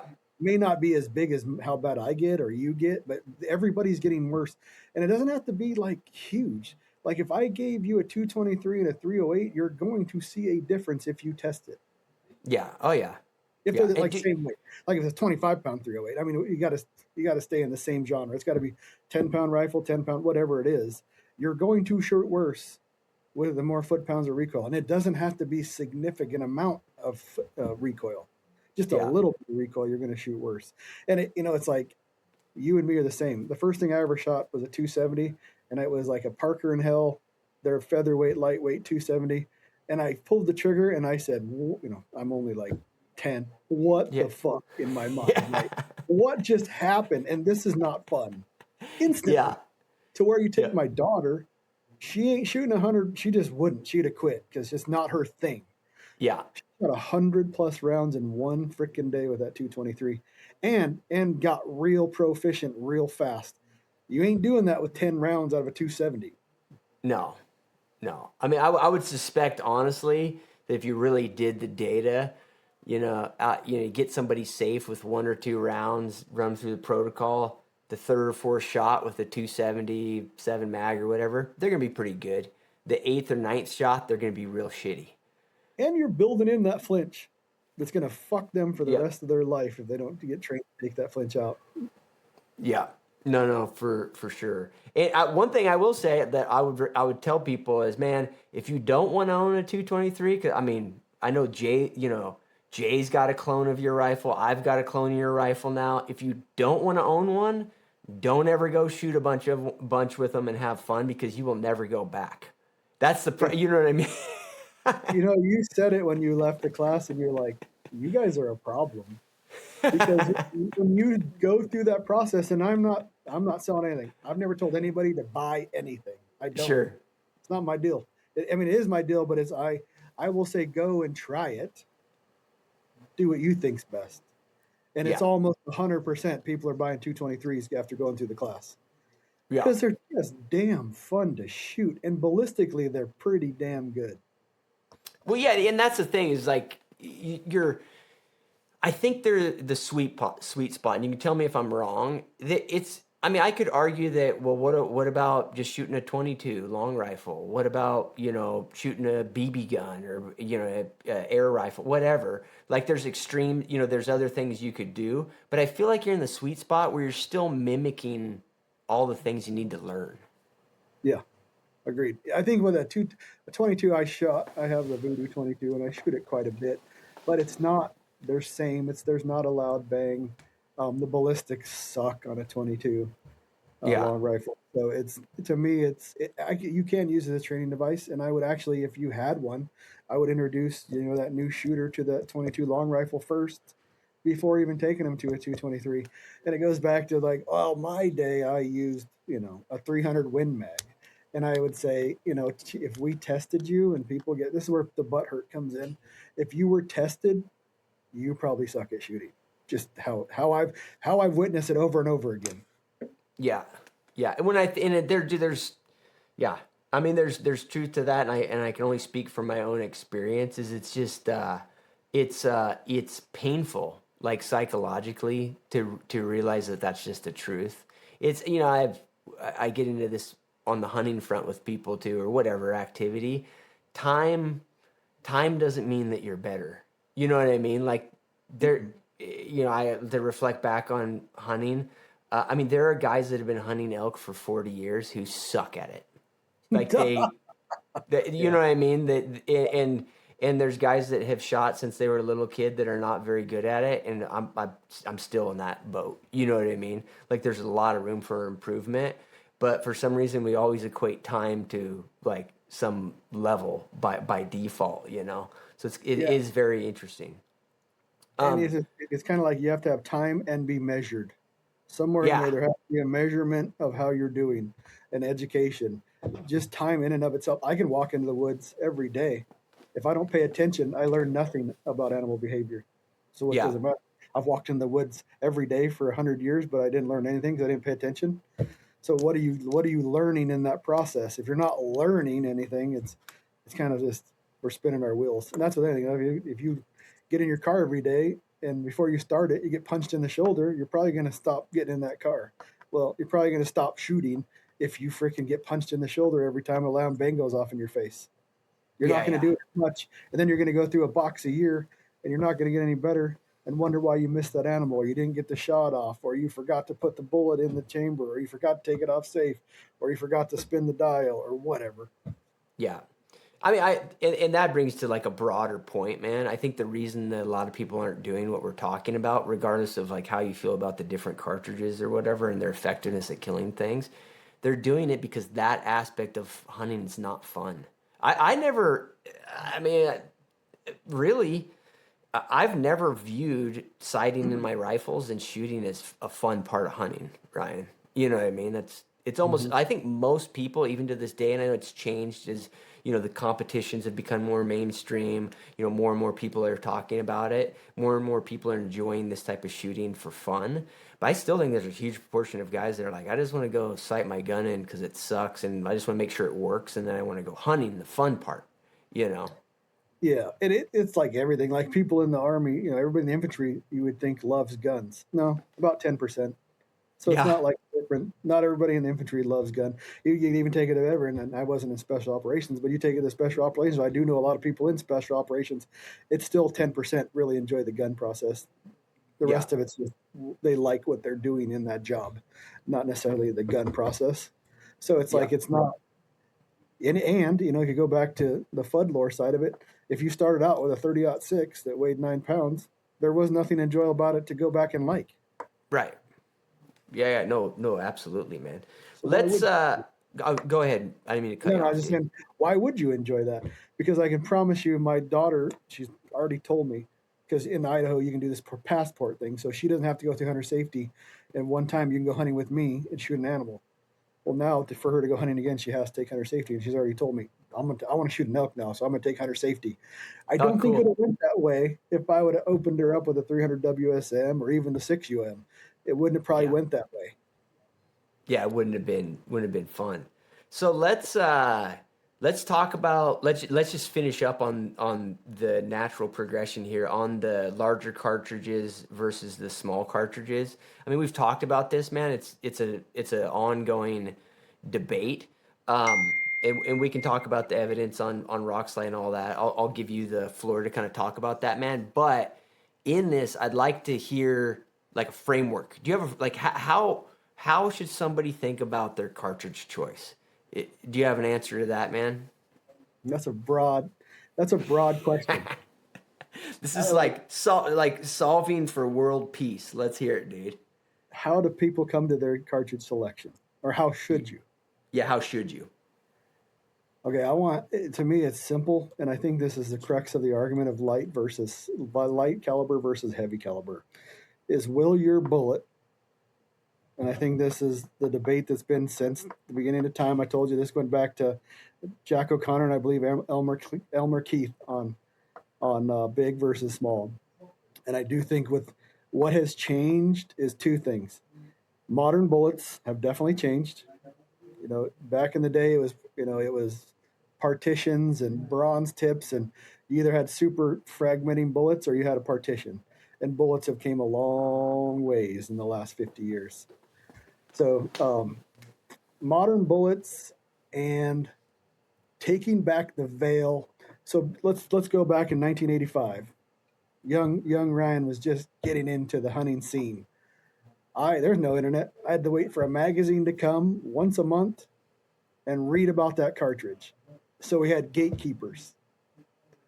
The magazines, the hunting, there really wasn't a hunting show. You got them on, I'm old, like VHS, and you could watch these hunting shows. So it was pay to play. And if you think this industry is open and honest, you would also buy oceanfront property in Arizona. There's nothing further from the truth about this industry being open and honest. So you have these gatekeepers that are paid to use these bullets and say these bullets are this, whatever the product producer wants them to say. So I think there was a lot of that until the internet got big and bad. And as much bad as there is on the internet, there's good on the internet. So it's a free for all. So then it's also the thing where I have to kind of figure out who's telling me the truth. And I think that's where I'm biased to this, but I can point it out. Rockslide, I believe we are telling you the whole truth and nothing but the truth, because I have done the heavy for caliber. To this day, I've shot more animals and seen more animals die with above a 7 mag than below a 7 mag. That's true. Yeah. A lot more animals on the heavy side. Because remember, I really didn't start shooting a smaller cartridge until 2017, 2018. So I've seen what they do, and I've seen what they do with modern bullets. And now you bring in, let's just start with the 223 thread. I've seen what that thread has become. I've seen what firsthand with the 6mm%. I have never killed an animal, a big game animal, make sure this is right, with a 223. Never. Haven't done it. I have killed plenty of animals with a 6mm and a 6.5 now. And I think what's happened in that, we've opened our eyes. There's no more blinders. There's no more gatekeepers to tell you basically a lie. And what has happened, these modern bullets have expanded and better controlled, better facility, better tolerances, better QC. And to me, what I want from a bullet is it's 3 orders we talk about. I want placement, I want penetration, and I want width. I want a big wound cavity. So it comes down to how much penetration is needed. And let's just say I like elk, so we're going to stick with elk. How much penetration, because this is a varying topic there's a certain podcaster that, in my opinion, is absolutely full of shit. You don't need to be able to shoot from the asshole to the chest of an elk to kill an elk. Almost any direction that elk is facing, I don't care if it's a hard raking shot, hard quarter 2 shot, I need 18 to, let's say 16 to 20 inches, and we're good. Almost any modern hunting bullet, and I'm not talking about partitions or bonded bullet. To me, a hunting bullet is a match bullet, and I know that's still up in the air. It's an ELDM, an ELDX, any of the Berger hybrid target, any of the Berger VLDs, any of the Sierra TMKs or Game Kings, any of the DTAC. Obviously, I love the DTAC, the nose ring DTAC. Now, let's be clear, it's not the standard nose ring, or standard DTAC, it has to be the nose ring. All of those bullets on the placement side will get 16 to 20 inches of penetration. All of them. In their, and let's first, we got to backtrack, in their velocity window. You got to try to keep all those above 1,800 feet per second, except for maybe the TMK and the DTAC. So we backtrack now. We have any modern hunting bullet, which is a match bullet to me, and you have to get the placement of 20 to 16 inches. And the placement, penetration has to be that 16 to 18 inches. You want to shoot them in the chest cavity, some way, shape, or form, whether you have to shoot them through a little bit of gut to get into the chest cavity or a little bit of bone on the front end of the shoulder. And then the width, and this is the most important part. So placement, shoot it in the chest cavity, penetration 16 to 20 inches, width. I want to touch as much tissue as possible. And you get that with match bullets. Yeah. Because you get that with cup and core lead bullets. You don't see it generally with Barnes, with solid mono copper bullets. You see small wound cavities, size of a golf ball, through, in and out. And people want an exit. I don't care about an exit. I'm not bow hunting. I want a football shaped wound channel. I want a neck length within 1 inch. Basically, that bullet starts to open within 1 to 2 inches of entering an animal. I want to maximize the damage, the temporary wound cavity, to have a baseball sized permanent wound cavity. And it's a football in shape, meaning it starts as a football and small on one side, opens up to football diameter in the middle, and then tapers down on the other side. That's max damage in the cavity. And in a nutshell, that's what I want. And it's not like a hard thing to argue, because I just went through shooting a deer at 770 yards. I hit him 5 out of 6 times with the ELDM that didn't open. So I got what I would consider premium hunting bullets, the bonded or copper bullet. That was the wound channel, which looks more like it's more, I would say, like a baseball size wound channel, but it tapers down to a golf ball size wound channel on the sides. Yeah. So you're not getting that. The more tissue you touch, the less the animal will stay on his feet. Yeah. I don't know if I explained that very well. No, that all makes sense. The only piece that seems to be missing to me, Ryan, is like, why are you shooting 6 UM over 223 or 6.5? This is a good debate, because it goes back to what I said before. The reason I'm not shooting a 223, and I would if I knew exactly my limitations, I shoot a lot. I don't go to the woods. We go to the beginning. I don't go to the woods for romantic. I go to the woods to kill animals. Yeah. I don't want to be limited. I want to be able to shoot to 1,000 yards when the conditions are right, because I practice a lot and I can do it. So the velocity window is the expanded. 223 to me tapers out for most people, and I would shoot with a 77 TMK or an 88 grain ELDM. At about 400 yards, you're going underneath that 1,800 feet per second. Yeah. So you got to keep that velocity up, like I said, above 1,800 feet per second for most of these bullets. So a 223 peters out. A 6.5 PRC is if I didn't have a 6 UM, I'd probably hunt with a 6.5 PRC, period. Goes back to, I want to spot all of my hits. Sure. If you run, this is a weird thing, but I've done it enough to now, I'm pretty sure it's like, I can't say it's bro science, but if you run a 6.5 PRC 9 pounds against a 6 UM 9 pounds, you look at it, there's about a foot pound of difference in the recoil. It's like 17 foot-pounds versus 16 foot-pounds. But there's a difference, because I've had people try this out. I cannot take a 9-pound 6.5 PRC with a suppressor with a 20-inch barrel and spot my hits consistently past 300 yards. Same rifle, 6 UM, I can almost always spot my shots past 300 yards with everything but offhand. So there's something different. It's a less felt perceived recoil. I don't know how to explain it. But that is the crux of why I use a 6 UM. I have better than 6.5 PRC ballistics to 1,000 yards with less felt recoil, so I can spot my shots. Yeah. You know what's interesting? There's a little bit off subject, but I see what you're saying. You basically found the line.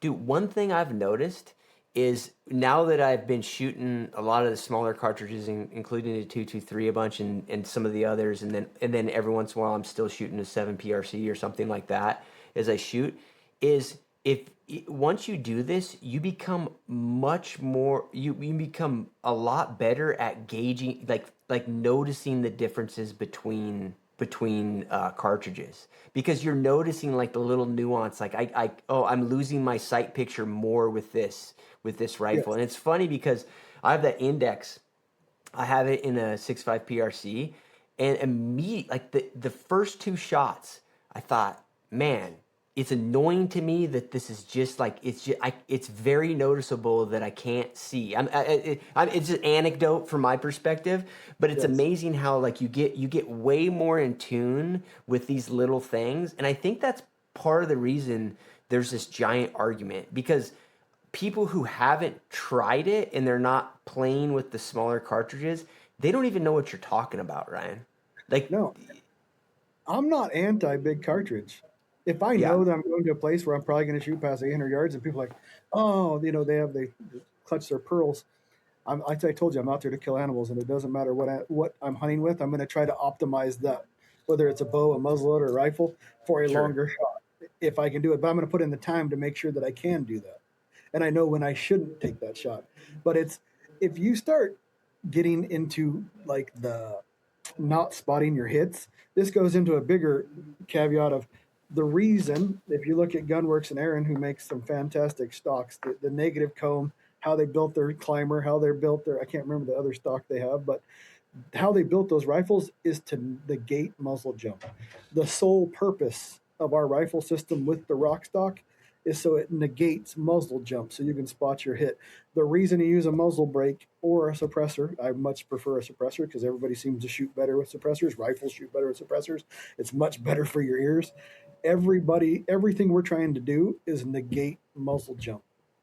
So I try to find that limit. And the 6UM wasn't hatched just because, we should just try to make the 6mm the fastest 6mm show at action.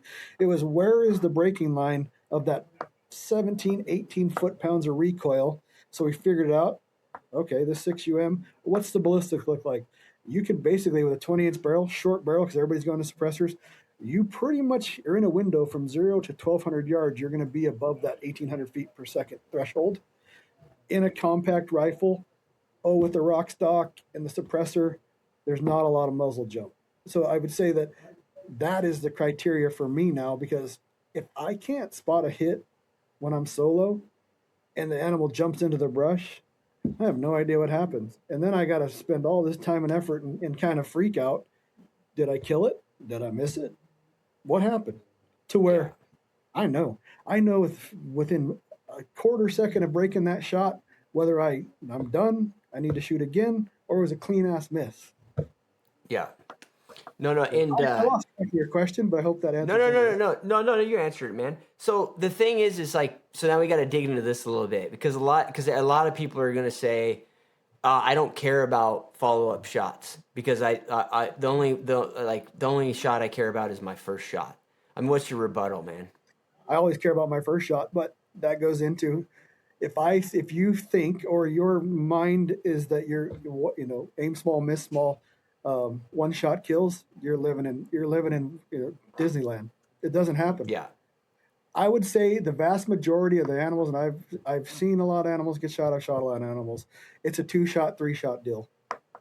So being one and done is a facade. And the best shot should be your first shot.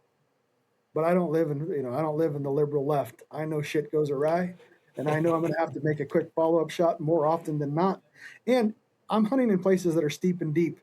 Even if I know I made a fatal hit, and the animal turns and it's going to run towards that the salmon breaks in the sellway, or the sellway breaks, and I know, well, fuck, he is going to go off that cliff, and 3 hops, he's 900 yards down the hill. I'm going to break his, I'm going to shoot for his shoulder or neck. Knowing that he's mortally wounded and going to die, I'm just going to speed up that process and put one in the shoulder. Well, you can't do that if you don't know where your first or second shot went. Yeah. You can't. And I think where the big hiccup comes in this is, there's a lot of guys that have shot 3 animals, and there's a lot of guys like me and you that have shot and witnessed hundreds of animals get shot. So this isn't just a one-off. This is more often than not. When I start shooting, I'm shooting 2 to 3 times, or sometimes even more, for the animals on the ground. And I don't want the animal to suffer. I don't want him to run down the hill where I got to chase him for a day, or if it goes off that hill, it could mean a pack out that took me 1 day, or a pack out that takes me 3 days. Yeah. People that haven't done it, they don't experience that, they still believe that, that first shot, I only had to kill him 1 time. Well, how many people take 1 bullet hunting? Yeah. Yeah. Dude, I think so. I agree with everything you're saying, Ryan. I think it's just a bias in the public data set. I think that people don't realize it's way over, for elk in particular, man, it's way over half of them are shot more than once. Or at least shot at more than once, missed first shots, whatever, right? But no, it's like, I think kind of a disservice is that high shoulder shot, that everybody thinks that's how animals should die, and if it doesn't die that way, you did something wrong. Oh yeah, just the drop. Yeah, that's not the case. I don't want I love to eat elk. I love to eat elk. My whole Yeah. family relies on me or Tanya shooting an elk. That's really the reason my daughter wants to shoot an elk is she don't have to rely and ask us for elk meat. Sure. I do not want to go on the shoulder if I don't have to. Yeah. And it's you eat up. There's there's so many little subcategories in this, and people will say, well, that's why I shoot a fucking copper bullet because I can eat all the way up to the hole. Well, what you just said totally goes against where I want to touch as much tissue as possible so the animal doesn't go as far. But you can negate meat damage by shooting it through the lungs instead of putting it on a bone. Yeah. I have to comment on that one because I went down this rabbit hole recently, dude, and I was just naive. We don't have to talk about it a ton, Ryan, but you can kind of eat up to the hole with lead, it turns out. If you look at the actual science, it's not that bad for you. I didn't realize this. I mean, like just bloodshot meat. Yeah. Just the destruction. Yeah. But also just the fear. You know what triggered it, dude? This was stunning to me. I had a heart. I eat. Even if a client doesn't want it, I'll pull the heart out or whatever. I pulled a heart out of an elk, dude, and I swear if you looked at that heart, you wouldn't. There was no bloodshot, no darkness, no coagulated blood anywhere, and there was a lead fragment in that heart. And I noticed it when I was eating it, and I was like, dude, I cleaned this heart. Like, I don't know how it got in there, but it was in there. Anyways, it sent me down this rabbit hole of, hey, did I just feed my kids, did I just shorten their life by 5 years or something?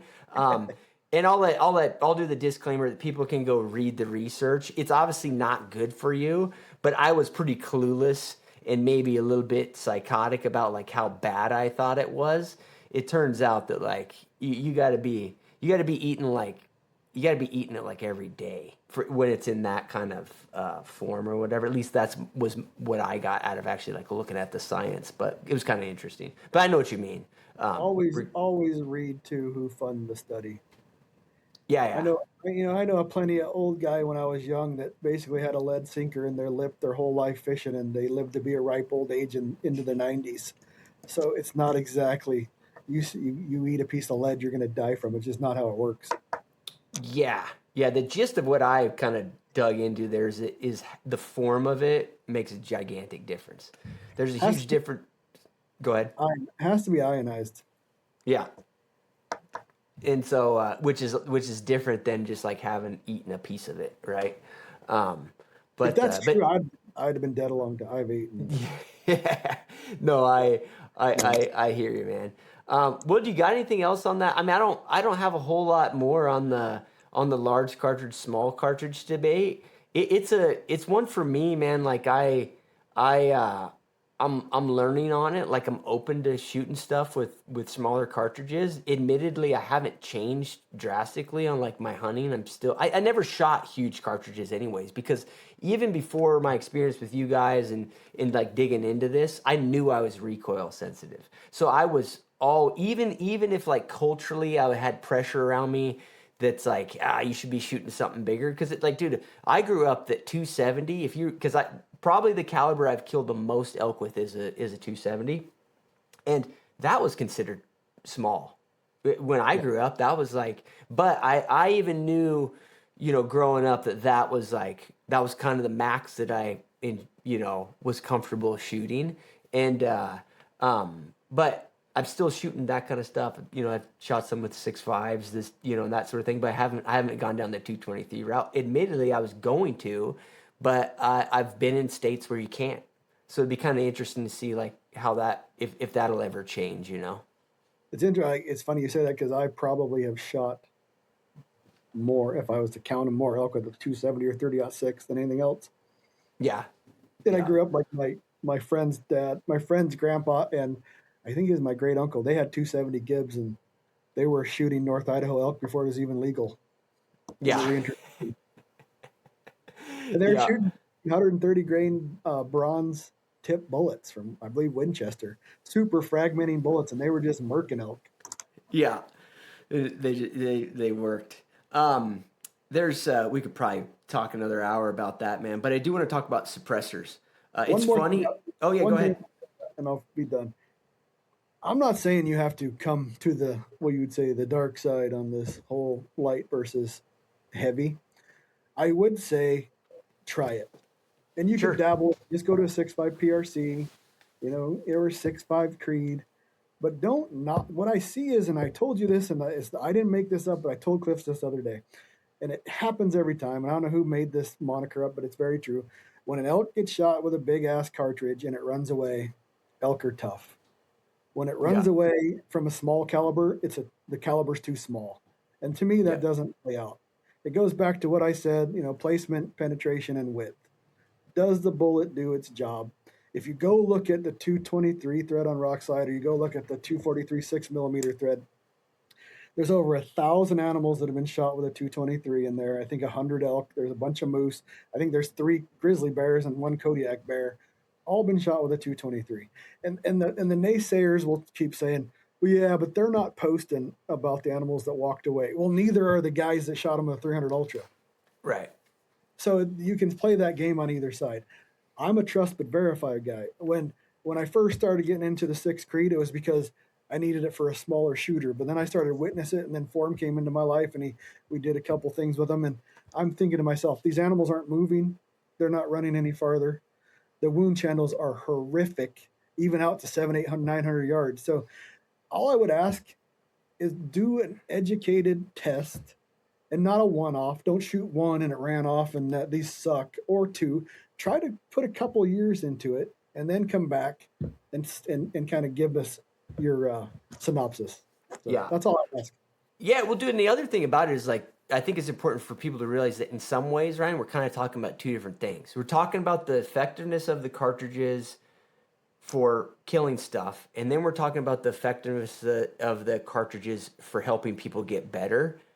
Those are two different things. The latter is like there's really no debate in my mind.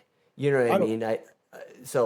The other one, I think the challenge with the dynamic of the effectiveness of the cartridges killing animals, it's the same, like you say, it's the same issue, and it's the same reason why this debate about cartridges, what is the best elk cartridge, people think it's just like a new internet thing. If you opened up the Field and Stream when I was 8 years old, it was this discussion over and over again. And I think the reality is, man, is what people want is they want me or you or a conglomerate of guys to go in some controlled environment and shoot 50 cows with one and shoot 50 cow elk with another one and then show you the results. It ain't happening. There's a million legal reasons why it's not happening, cost reasons it's not happening. So you got to kind of get over that. You know what I mean?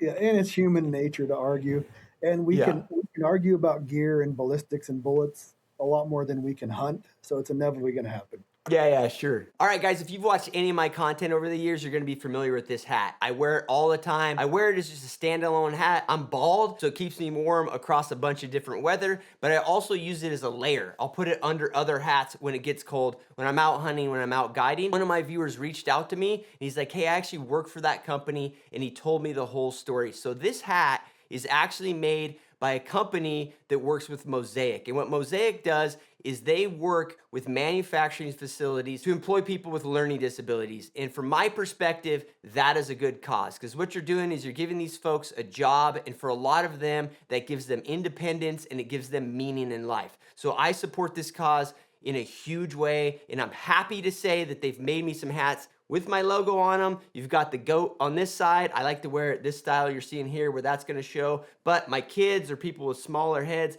they like to wear them folded up, and my other logos on there. Super useful hat, lots of application for the hunter. I use it probably more than any other piece of gear that I have, and this is a great way to support a great cause and to support this content. I'll put a link right down here and in the video description. Go check them out, guys. Back to the content. And to some extent, it is like, you can debate it because depending on as long as you have a framework that everybody's following, like why I shoot this or why I shoot that, you can kind of just end in this circular debate. Nobody's technically wrong, It is. And the one last I'll say, I promise. The one argument that keeps resurfacing, that I've shot a lot of elk and I've seen a lot of elk get shot, and you have, so I'd like to hear your quick response on this. I would love to shoot every animal broadside. That's my goal. But I have shot a lot of animals with that hard raking shot. I've shot animals in the butt. I shot an animal in the butt that I thought I'd already hit that I didn't. But I've never had one of those hard raking shots or hard quartering shots that didn't do its job with a small caliber. So I don't see this. That marginal shot with a bigger caliber is like 1% of 1%. It's not a thing, in my opinion. Yeah. So I don't. The reality is, man, I don't think that, like, for me to react to that, I don't think I have enough. Like, I've seen it. I've seen all these different scenarios, but I don't know that, like, during this, like, I wish I could relive the last 20 years of my life with caring about this, Ryan, Yeah, and absolutely. knowing what that animal got shot with, and then looking at the wounds. It just didn't happen. So I don't know that I have, like, a really strong opinion on it, other than it's the exact argument when I had Tim Sundles on. It's the exact argument he uses for large calibers and cartridges. That is basically that it gives him much more ability to take subpar shots. That's the crux of his argument. And there is a part of me that responds to that is, yes, that's a rational argument, because all else held equal, including the improvements in bullet construction and all of that, wouldn't a larger I don't see any mathematical argument that a larger bullet going faster would do anything other than improve the wound channel and improve the killing ability of the projectile, right? So just mathematically. So his argument is rational, but then it comes to what you're saying. Well, there's a certain point that's enough, and why, if there's a negative to more, i.e. recoil, then why go more? Am I tracking? Yeah, because there's like that debate. I go back to I want 16 to 20 inches of penetration, and I want mass damage. Well, I would my thing. I would still want that in an ass shot. Yeah. Yeah, Hard. yeah. So you're saying it's the same. You're saying it's still sufficient if you're going to choose to go down And that path. I went back and I've been around 6 ass shot animals. I've shot 2, and the one was I already thought it was hit, and I shot that animal at the 270, and it died within. I took out again. I had a match bullet. It was a bronze bullet way back in the day, and it fanned out enough, clipped part of that artery, and he was dead. Yeah. The other one I shot and hit the pelvic girdle, and he dropped, and I walked up and shot him. Killed him. Yeah, he couldn't walk away, and it is what it is. I don't open up on their ass. I don't intend to open up on their ass with that bag, but that's a topic we could talk about a whole other podcast about. I would still want the same thing. I want a bullet that can get 16 to 20 inches of penetration and mass casualty football shaped wound that just touches as much tissue as possible. Yeah. Yeah, and it's again, dude, it goes back to this it's always going to be an ongoing debate, because small cartridges, large cartridges. I mean, yeah, I've had the same thing. Wounded bulls, accidentally shot in the ass, dozens of them. I've seen dozens of them. I've gutted or I should say I've quartered a ton of elk that smelt like shit because their guts were all over the place. Like, this is a reality of hunting, right? And so, like, I've seen it, but the thing is it's like, it's hard because we don't see the ones that get away with the small stuff or the large stuff. And there's all this variation, man. Like, let's be honest, Ryan, like, shot placement does matter, but it also, there's like a random element to it. You know what I mean? I mean, there's a random element. Yeah, and I put placement because I do think placement is the most important part, but it goes back to, okay, you don't get that placement. Then my argument is, well, wouldn't you want it to penetrate pretty much halfway through the animal and fuck up as much stuff as possible? Right. Yeah. To me, or a copper bullet that's that big a damage to the animal. Yeah. No, I follow you. It's dude, it's a fun one. I will say, like, it never gets old talking about it. No, it I talk about it every day, and it's like, and you have to like you hear it so much from the other side, you almost have, like, I have to play it back in my mind, because, like I said, the only thing I did in my life that I really paid attention to is shooting animals and shooting guns. Yeah. Copper bullets, in my opinion, they're deadly. You can't say they're not. They do have I want to shoot to 1,000 yards, so that's why they're never my first choice. But animals stay on their feet in general longer with a copper bullet than they do with a cup and core match bullet. And wound channel related. That I would think be so. yeah. That would be the only scenario I could come to. I'm too dumb to know for sure. Yeah. What I have when I started paying attention now, once you meet Forum, you understand the autopsy, the necrotopsy, or whatever they call it, a lot better, and you start paying attention to what, and you may hit that, like a TMK, you may hit that thing dead center through the lungs, but that kill radius may go up and tickle some spine, and that's why he dropped, because there's no other, Yeah. you don't understand why it dropped.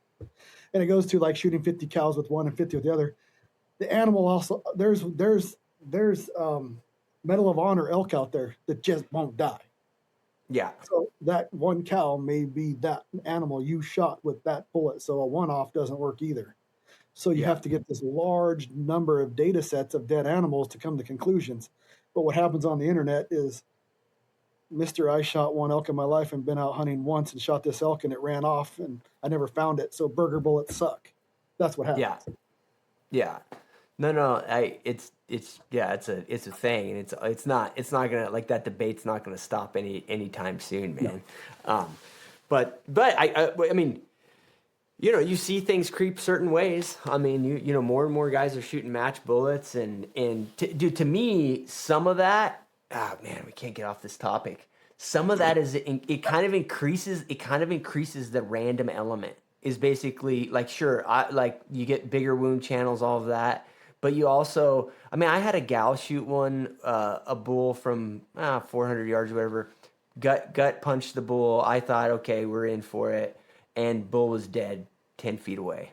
You know what I mean? What bullet? And what's that? What bullet? It was a Burger hybrid. And I pulled when I got the bullet, or when I, you know, found what was left, it was just the jacket. Everything else was, you know.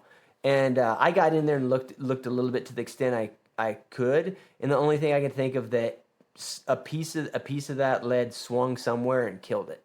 You know what I mean? Yeah. Went into the diaphragm, went up into, you know, some sort of vascular thing that was essential, and killed it real quick. You know? Yeah, that's what I'm saying about hitting it through the lungs and still dropping it, and that shouldn't have been that way. Right. It goes to, but as hunters, we have never asked more from a bullet than we are right now, because I'm asking a bullet to work at 10 yards and I'm asking a bullet to work at 1,000 yards. Yeah. So to me, it's too hard of a bullet, like to say a bonded bullet or a partition, or actually a partition would be awesome if it was ballistically viable, but it's just not. A copper bullet, they're not going to work as well past 500 yards. They have no I can't say they have no problems, but they kill well out to 400 yards, 500 yards. It's when you start slowing them down, they go below 2250, 2500, really 2250. That is not what I want in that bullet anymore. So I'm asking for a bullet that huge terminal range, and it's a thing, and that's it. That's a question you got to ask yourself: how far can you shoot, and how far will you shoot? Because there's lots of guys who got, my limit's 400 yards, and then Big Hank walks out and they're shooting 650, and they never done it before. Yeah. They got the wrong setup all the way around for it, and that's where shit goes sideways. Yeah, dude, and that throws back, when you said that, it just popped in my head, because I think it's an important thing to say. Dude, I have been asking that question, Ryan, to hunters for the vast majority of my adult life as a guide. How far do you feel comfortable shooting? What an idiotic question to ask standalone. I've realized, I've always known it the case, but it's just like part of our culture to ask that, because it's like, and people will have a solid answer, but it's like, well, in what situation? Do I have an hour? Do I have 20 seconds? Are we freezing cold and soaked, and I can't get in position, and all, you know, my pack's over there? Then, you know, it's kind of a wild thing that we do that. I heard a podcast, and there was an outfitter, and he said, I have to qualify my hunter, qualify my shooter. Yeah. But he's like, I got to ask him, how have you measured this distance you just pulled out of your ass? How have you measured that? Yeah. And it's qualifying the shooter, he says, which I thought was very interesting. Yeah. Well, the thing that's interesting is because a lot of people to this day will qualify by extrapolating when they zeroed their rifle, which is kind of wild. So, I've said this on the podcast before.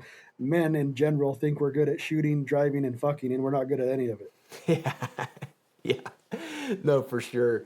But dude, so let's finish off with suppressors, man. I have to admit, I had a bunch of family stuff going. Cliff, the other Cliff that works for you, he sent me one of your, I believe, Nats, the 22s. Suppressors. Yeah. Dude, I stopped by the gun shop because, the whole, I want to hear your perspective on like what's going on the suppressor thing because I'm totally out of the loop on it. But I walked in there just to make sure he had it. And he's like, oh, you want to see it? And I was like, oh, sure, man. I went back there and he pulled it out. And he's like, look at the serial number. And I was like, oh, dude, it's number 1. I was like, that's badass. But awesome. Anyways, yeah, let's hear the where like I want to like what's going on in the suppressor world, and then we can talk about some of your suppressors, which a bunch of them I've used. So, what's the word on the current situation with them? Well, won't really know probably till mid-February, but right now they're pretty jammed up. They had like kind of an overwhelming outage they put up or put on, so it's going to be. I think we'll know. I think they tried to automate it. They shut down the last week of December to try to get ahead of everything. And it seems like they may have automated the system and then randomly pulling people out to check them. I'm guessing. But I still think it's going to be a kind of a shit show. But it seems, gut feeling, I think by mid-February we'll be in the clear and you'll see those 1, 2, 3 day transfers. Okay, nice. And I think the government could fuck it up, but I hope they don't. Yeah, but it might be. We might get lucky, and it kind of gets back to what it was. They did something different. I think they automated the system. They randomly audited it. I think that's. I got you. Yeah, or they're using indicators to pull people or whatever to look at. Like if you got a name John Smith, it sucks for you because they'll have to double check all that because there's a lot of good and bad John Smiths out there. Oh yeah. No, I got you. So, dude, where do you think the world's going? Like some basic questions I have, man, is like cost. Style of suppressor. Do you have a perspective on that? Like what is it? What's it going to look? Everything. I do believe 3D printing will be the future. Unknown Suppressors makes 3D printing can. There's some fantastic cans out there right now, and I think it'll be 3D printed. Pretty much will dominate if it isn't already in the next 2 years. I think where we're headed now that there's a $0 tax stamp is integrated suppressors and barrels. I think that's where the crux of it all will be. I think in 3 to 5 years, almost every suppressor will be inside a barrel. Dude, it's funny. I wrote that down to ask you about that. Do I'm naive on this? Is there any issue with like barrel life as it's related to that? Like, would I not want to buy one because I'm going to wear the barrel out? Now I have to extra cost. If you're shooting, it depends on how the suppressor is made up. And if it's not a flow through at all, you could get a bunch of gases shoving junk back on you. Overall, no. And you can negate that some ways. I think you may see some barrels that you can screw the suppressor off, but it's still integrated, if that makes sense. But I think overall... Dude, so hold on, Ryan. So it doesn't make sense to me, and that's because when I think of an integrated barrel, I think of a gun that looks like it doesn't have a suppressor, but it's suppressed. Maybe like a thicker barrel. That's a totally can you explain the technology? Like, what is actually going on? Well, basically, you have a barrel manufactured with a suppressor inside it, so it goes from riflings into suppressor. So it's like no different than screwing it on, but it goes from into the muzzle to where it's still one whole piece of metal, and this is where your baffle stack starts. So it's part of the process. So all the baffles just run right into the rifling. I gotcha. I truly believe that's the future. I gotcha. And so people will just buy barrels that are suppressed. Yep. Because you won't have the problem of having to pay $200 for it. Hopefully, there's a good lawsuit going through from Silencer Shop that I believe it states something like it's a $0 tax is no tax, so it should be gone away with altogether. Because there's not a $0 tax is no tax. It's not a thing. Yeah, sure. So I think hopefully so SBRs and suppressors become a non-NFA item. Yeah, I gotcha. Well, it's funny, man, because there's part of me, you guys know the market better than I do. There's part of me that's like, that like the price is going to drop on all of this, but I view it as like if you don't have nowadays if I run into people that don't have suppressors and I'm shooting with them, I'm like I don't overtly say this, but I'm like kind of annoyed. You know what I mean? It's like the default is everybody should have a suppressor, just makes sense. But there's a part of me that also realizes there's a huge proportion of people that don't have one. So I mean, dude, like, but now it's like the floodgates, right? So there's this like market penetration thing. Is it really going to go down? Because there's like I'm assuming there's going to be this massive influx of people that want to buy them. Go down. I don't mean to go down like necessarily tomorrow, but I think a Yeah, lot more people get in the game now that it's a $0 game. yeah, But it's a double-edged sword because you never know who the next administration is, and they could come back and put a fucking $5,000 stamp on that. yeah. So, but I do think that it'll be too many people in the game. There'll be a reset somewhere, and then you go 3 to 5 more years. I think there'll be another reset on price, and it could come down and then go back up a little bit. But it also, I think there'll be so much new technology, the price may stay high because I do think integrated suppressor and barrel is going to be a thing, and they're not going to be totally cheap because you have basically 2 different systems integrating, which there is some technology to hurdles there, but it ain't going to be cheap, and it isn't going to be. It'll be super effective, but it isn't going to be for everybody, I guess. Yeah. No, I got you, man. But I'll take an integrated every time if I could get one, and I'll take it Yeah, over the barrel suppressor. Well, okay, I've never shot one before. I mean, I shouldn't say that. I've shot 22s that were integrated. Yeah, I you have. know. That's what I have. 22s. I don't think I've ever shot one that's integrated with a centerfire. I gotcha. Well, dude, there's 2 topics, man, that we're gonna have to save for next time: the mule/pack animal topic, and then the influencer / like unbiased review, dude. I want to talk to you about that. I wish we would have started out with those things, but we'll have to do it another time, dude, because I just stole 2 hours of your time. But To influencer thing, I definitely we need to either you can come back onto ours, or I'll have you on the Rockcast or shoot to hunts, and we can go over it from our side. yeah, Yeah. no. I do want to say one thing that keeps popping up on suppressors and is the over the barrel suppressor. Yeah, this is like your OG. The OG. Yeah. So this is your barrel. This is your suppressor. The barrel starts right there. So this is the 4 inches that's in front of the barrel. This gives you all the volume. You have to watch the video to see what I'm saying. This is obviously the barrel goes in there, but this in here is a 1/4 inch all the way around of empty space volume. So your gas comes in, hits the first blast baffle, and a lot of the gas is diverted back down to this. And there's this argument of tone. Does it matter? And people say it doesn't. People say it does. Most people say it doesn't. Most people aren't downrange, the tone mattering to the animal. In the shoot to hunt course, we have this L ridge where you've been there. You're shooting on the opposite ridge, but at the top of the ridge, and there's another group of students shooting down below you. Yeah. At the ridge you're on. So it's not unsafe. It's just, but you can hear all the shots. So when you hear a standard suppressor in front of the barrel suppressor, you hear 2 cracks. With an over the barrel, when we say tone, it's different. You hear 1 crack because it's kind of delayed with the backflow of gas. So people keep saying that there's no difference in the animal, and I don't believe that to be true. I think people safely, I'm not telling you to do this, figure out a way to get down range a little bit and hear the difference. This is why I love over the barrel suppressors. It's just one weird hollow sounding pop to where a standard suppressor, you almost hear 2 different pops. So it's very hard to tell where this came from to an animal. And it's still hard with the other suppressor because it's a subdued sound. Both sounds are subdued, but it gives them 2 points of references to kind of pinpoint. And I think people, they look over that and they're like, oh, there's not a difference. I'm saying that there is, in my opinion, and I think it matters. So I just wanted to clear that up. Yeah, dude, it's an interesting talk. Well, it's one thing's funny because I know the exact spot you're talking about because I heard guys with suppressors up above me, like up. Maybe it's a different spot, but there's like, I think if I recall, like back on the road, like towards the road there's guys shooting up here and we were down below shooting down into a valley. Yeah, you're right behind the ranch. Go up that hill.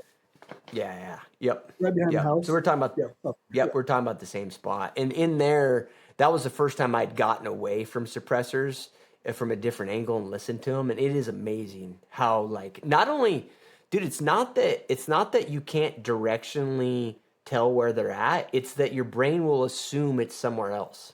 You know what I'm saying? Well, Like a lot you of do. times, go ahead. No, go ahead. A lot of times, and I've shot quite a few animals now with suppressors or been with people, the that hits the body or it hits like the animal, say there's more than one, the sound of it hitting the body or hitting the background behind it is far louder than the crack that gets to them. So they think they'll automatically, you're shooting from the left and it goes, and they'll all look to the right Yeah. because that bullet came through that animal, hit the backside, and the sound over there was far louder than the boom over here. Oh yeah, yeah, sure. So they Yep. all look the opposite direction, and then they turn and run towards you. Happens over, even with standard suppressors. They all, to me, suppressors are the way, the truth, and the light. Everybody should have one. The thing Yep. is, people argue with me, and they haven't tested it. The over the barrel is like one sound, to where when you're down range and you can hear it in the class, a front of the barrel suppressor, where a direct thread right at the beginning of the barrel, Yeah.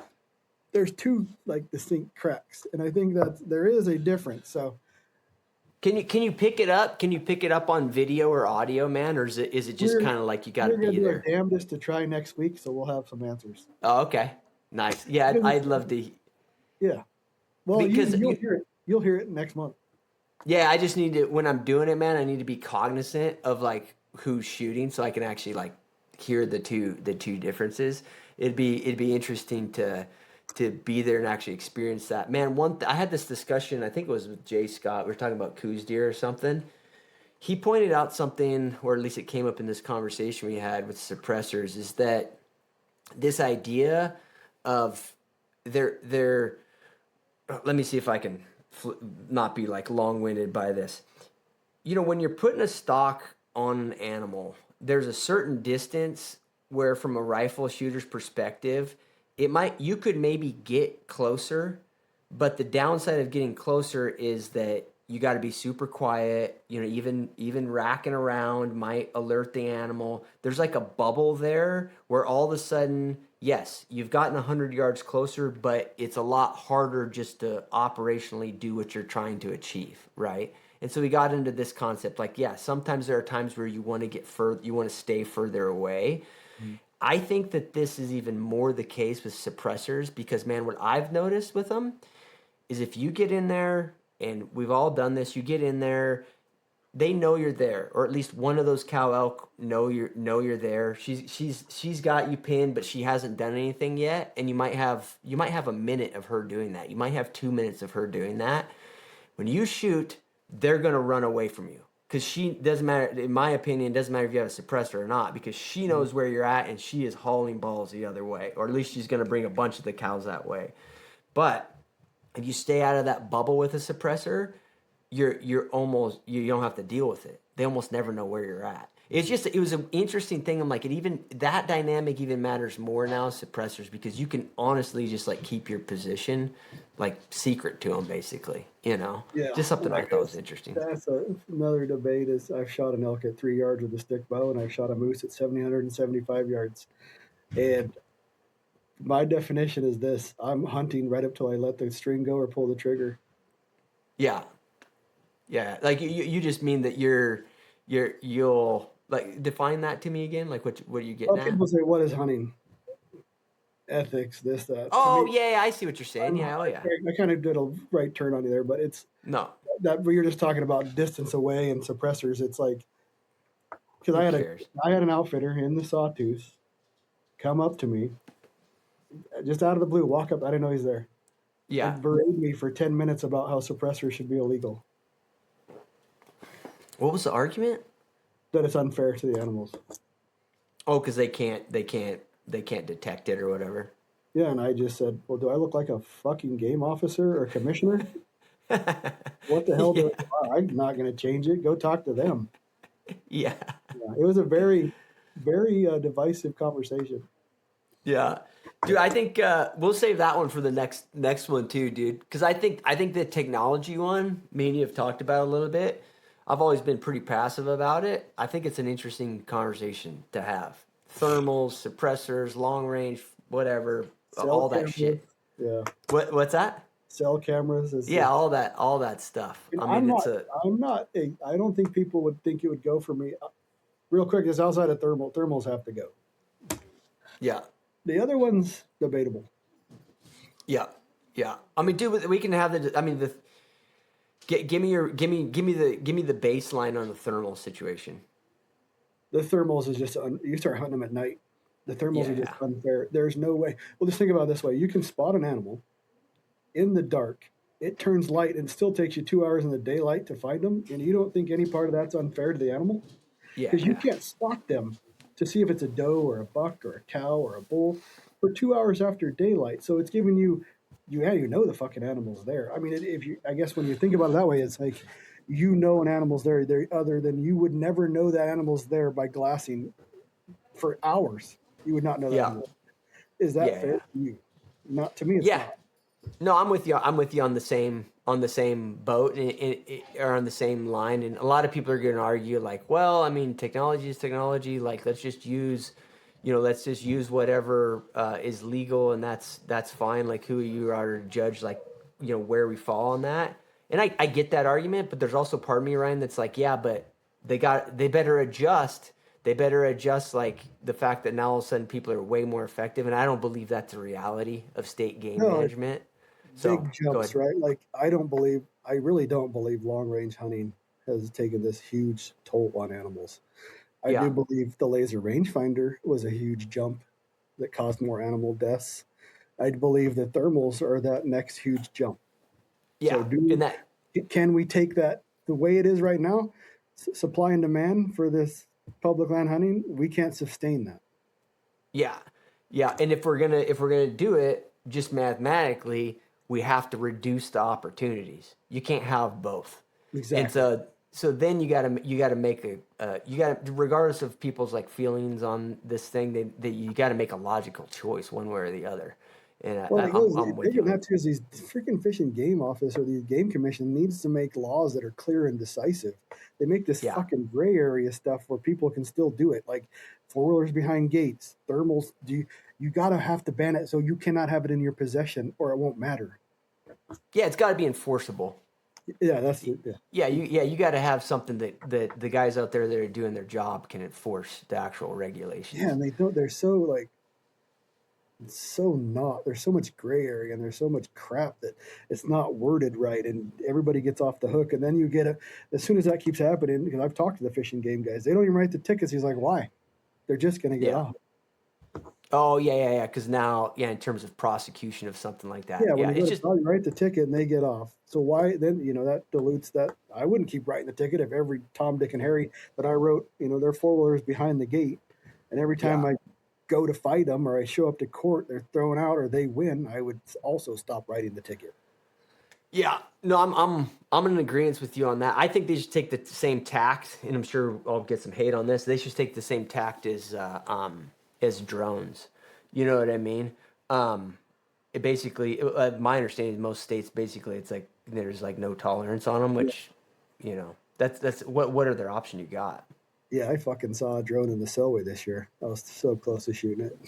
Yeah, I heard a couple in Colorado like that were in mule deer areas. I mean, obviously there's an enforcement issue too, but at least it's cut and dry. Like you can't use them. Yeah. So yeah, no, those are interesting topics. And the thing is, like, as I say that, Ryan, there's obviously like I want to make. What about wolf hunting? What about coyote hunting? It's like, it's fun to do it with thermals. And I think there's room for it. You just got to define it. Yeah. Yeah. Yeah. Like in Idaho, you have to call into you're going to go hunt with thermals for wolves. You have to take a class, and then you have to call the Fish and Game and say you're doing it. Yeah, sure. So there's ways around that. Yeah, that needs to be a defined thing. Back on the suppressors, that Nat and Midge, they go on sale on the 12th of February, just so people know. Oh, okay, cool. Hopefully, I'll have mine out of jail by then, man. Looks like a pretty cool suppressor. Are they fairly easy to clean, Ryan? Yeah, you can send them back. We'll clean them for free. Yeah, I got you. Can dump them in some CLR in there, and you can clean them right out because they do. I have a can that's almost 3 times as heavy as it should be from shooting lots and lots of 22 rimfire. Yeah, just dirty. Yeah, what is that off of is it the primer material? I think it's that it's not a center fire. It's not clean. It doesn't burn hot, so all that shit doesn't burn out. Yeah, I gotcha. So it just leaves all that mess in the suppressor. Yeah, then a lot of them, like if you buy like Ely or the expensive shit, is lubed, so you got a lot of lube crap in there too on the bullet. I gotcha. Cool. Good deal, man. Well, I look forward to checking it out. Thanks, man. I appreciate your time. Where can people follow you, Ryan? I'll just go to Rockside. I'm not hard to find. I got an Avery Adventures Instagram channel. If you're into mules, that's mostly what's going to be. So if you're not into mules, don't follow that one. Dude, we're doing another podcast on that. I'm honestly pissed that we didn't get there. But dude, I appreciate your time, man.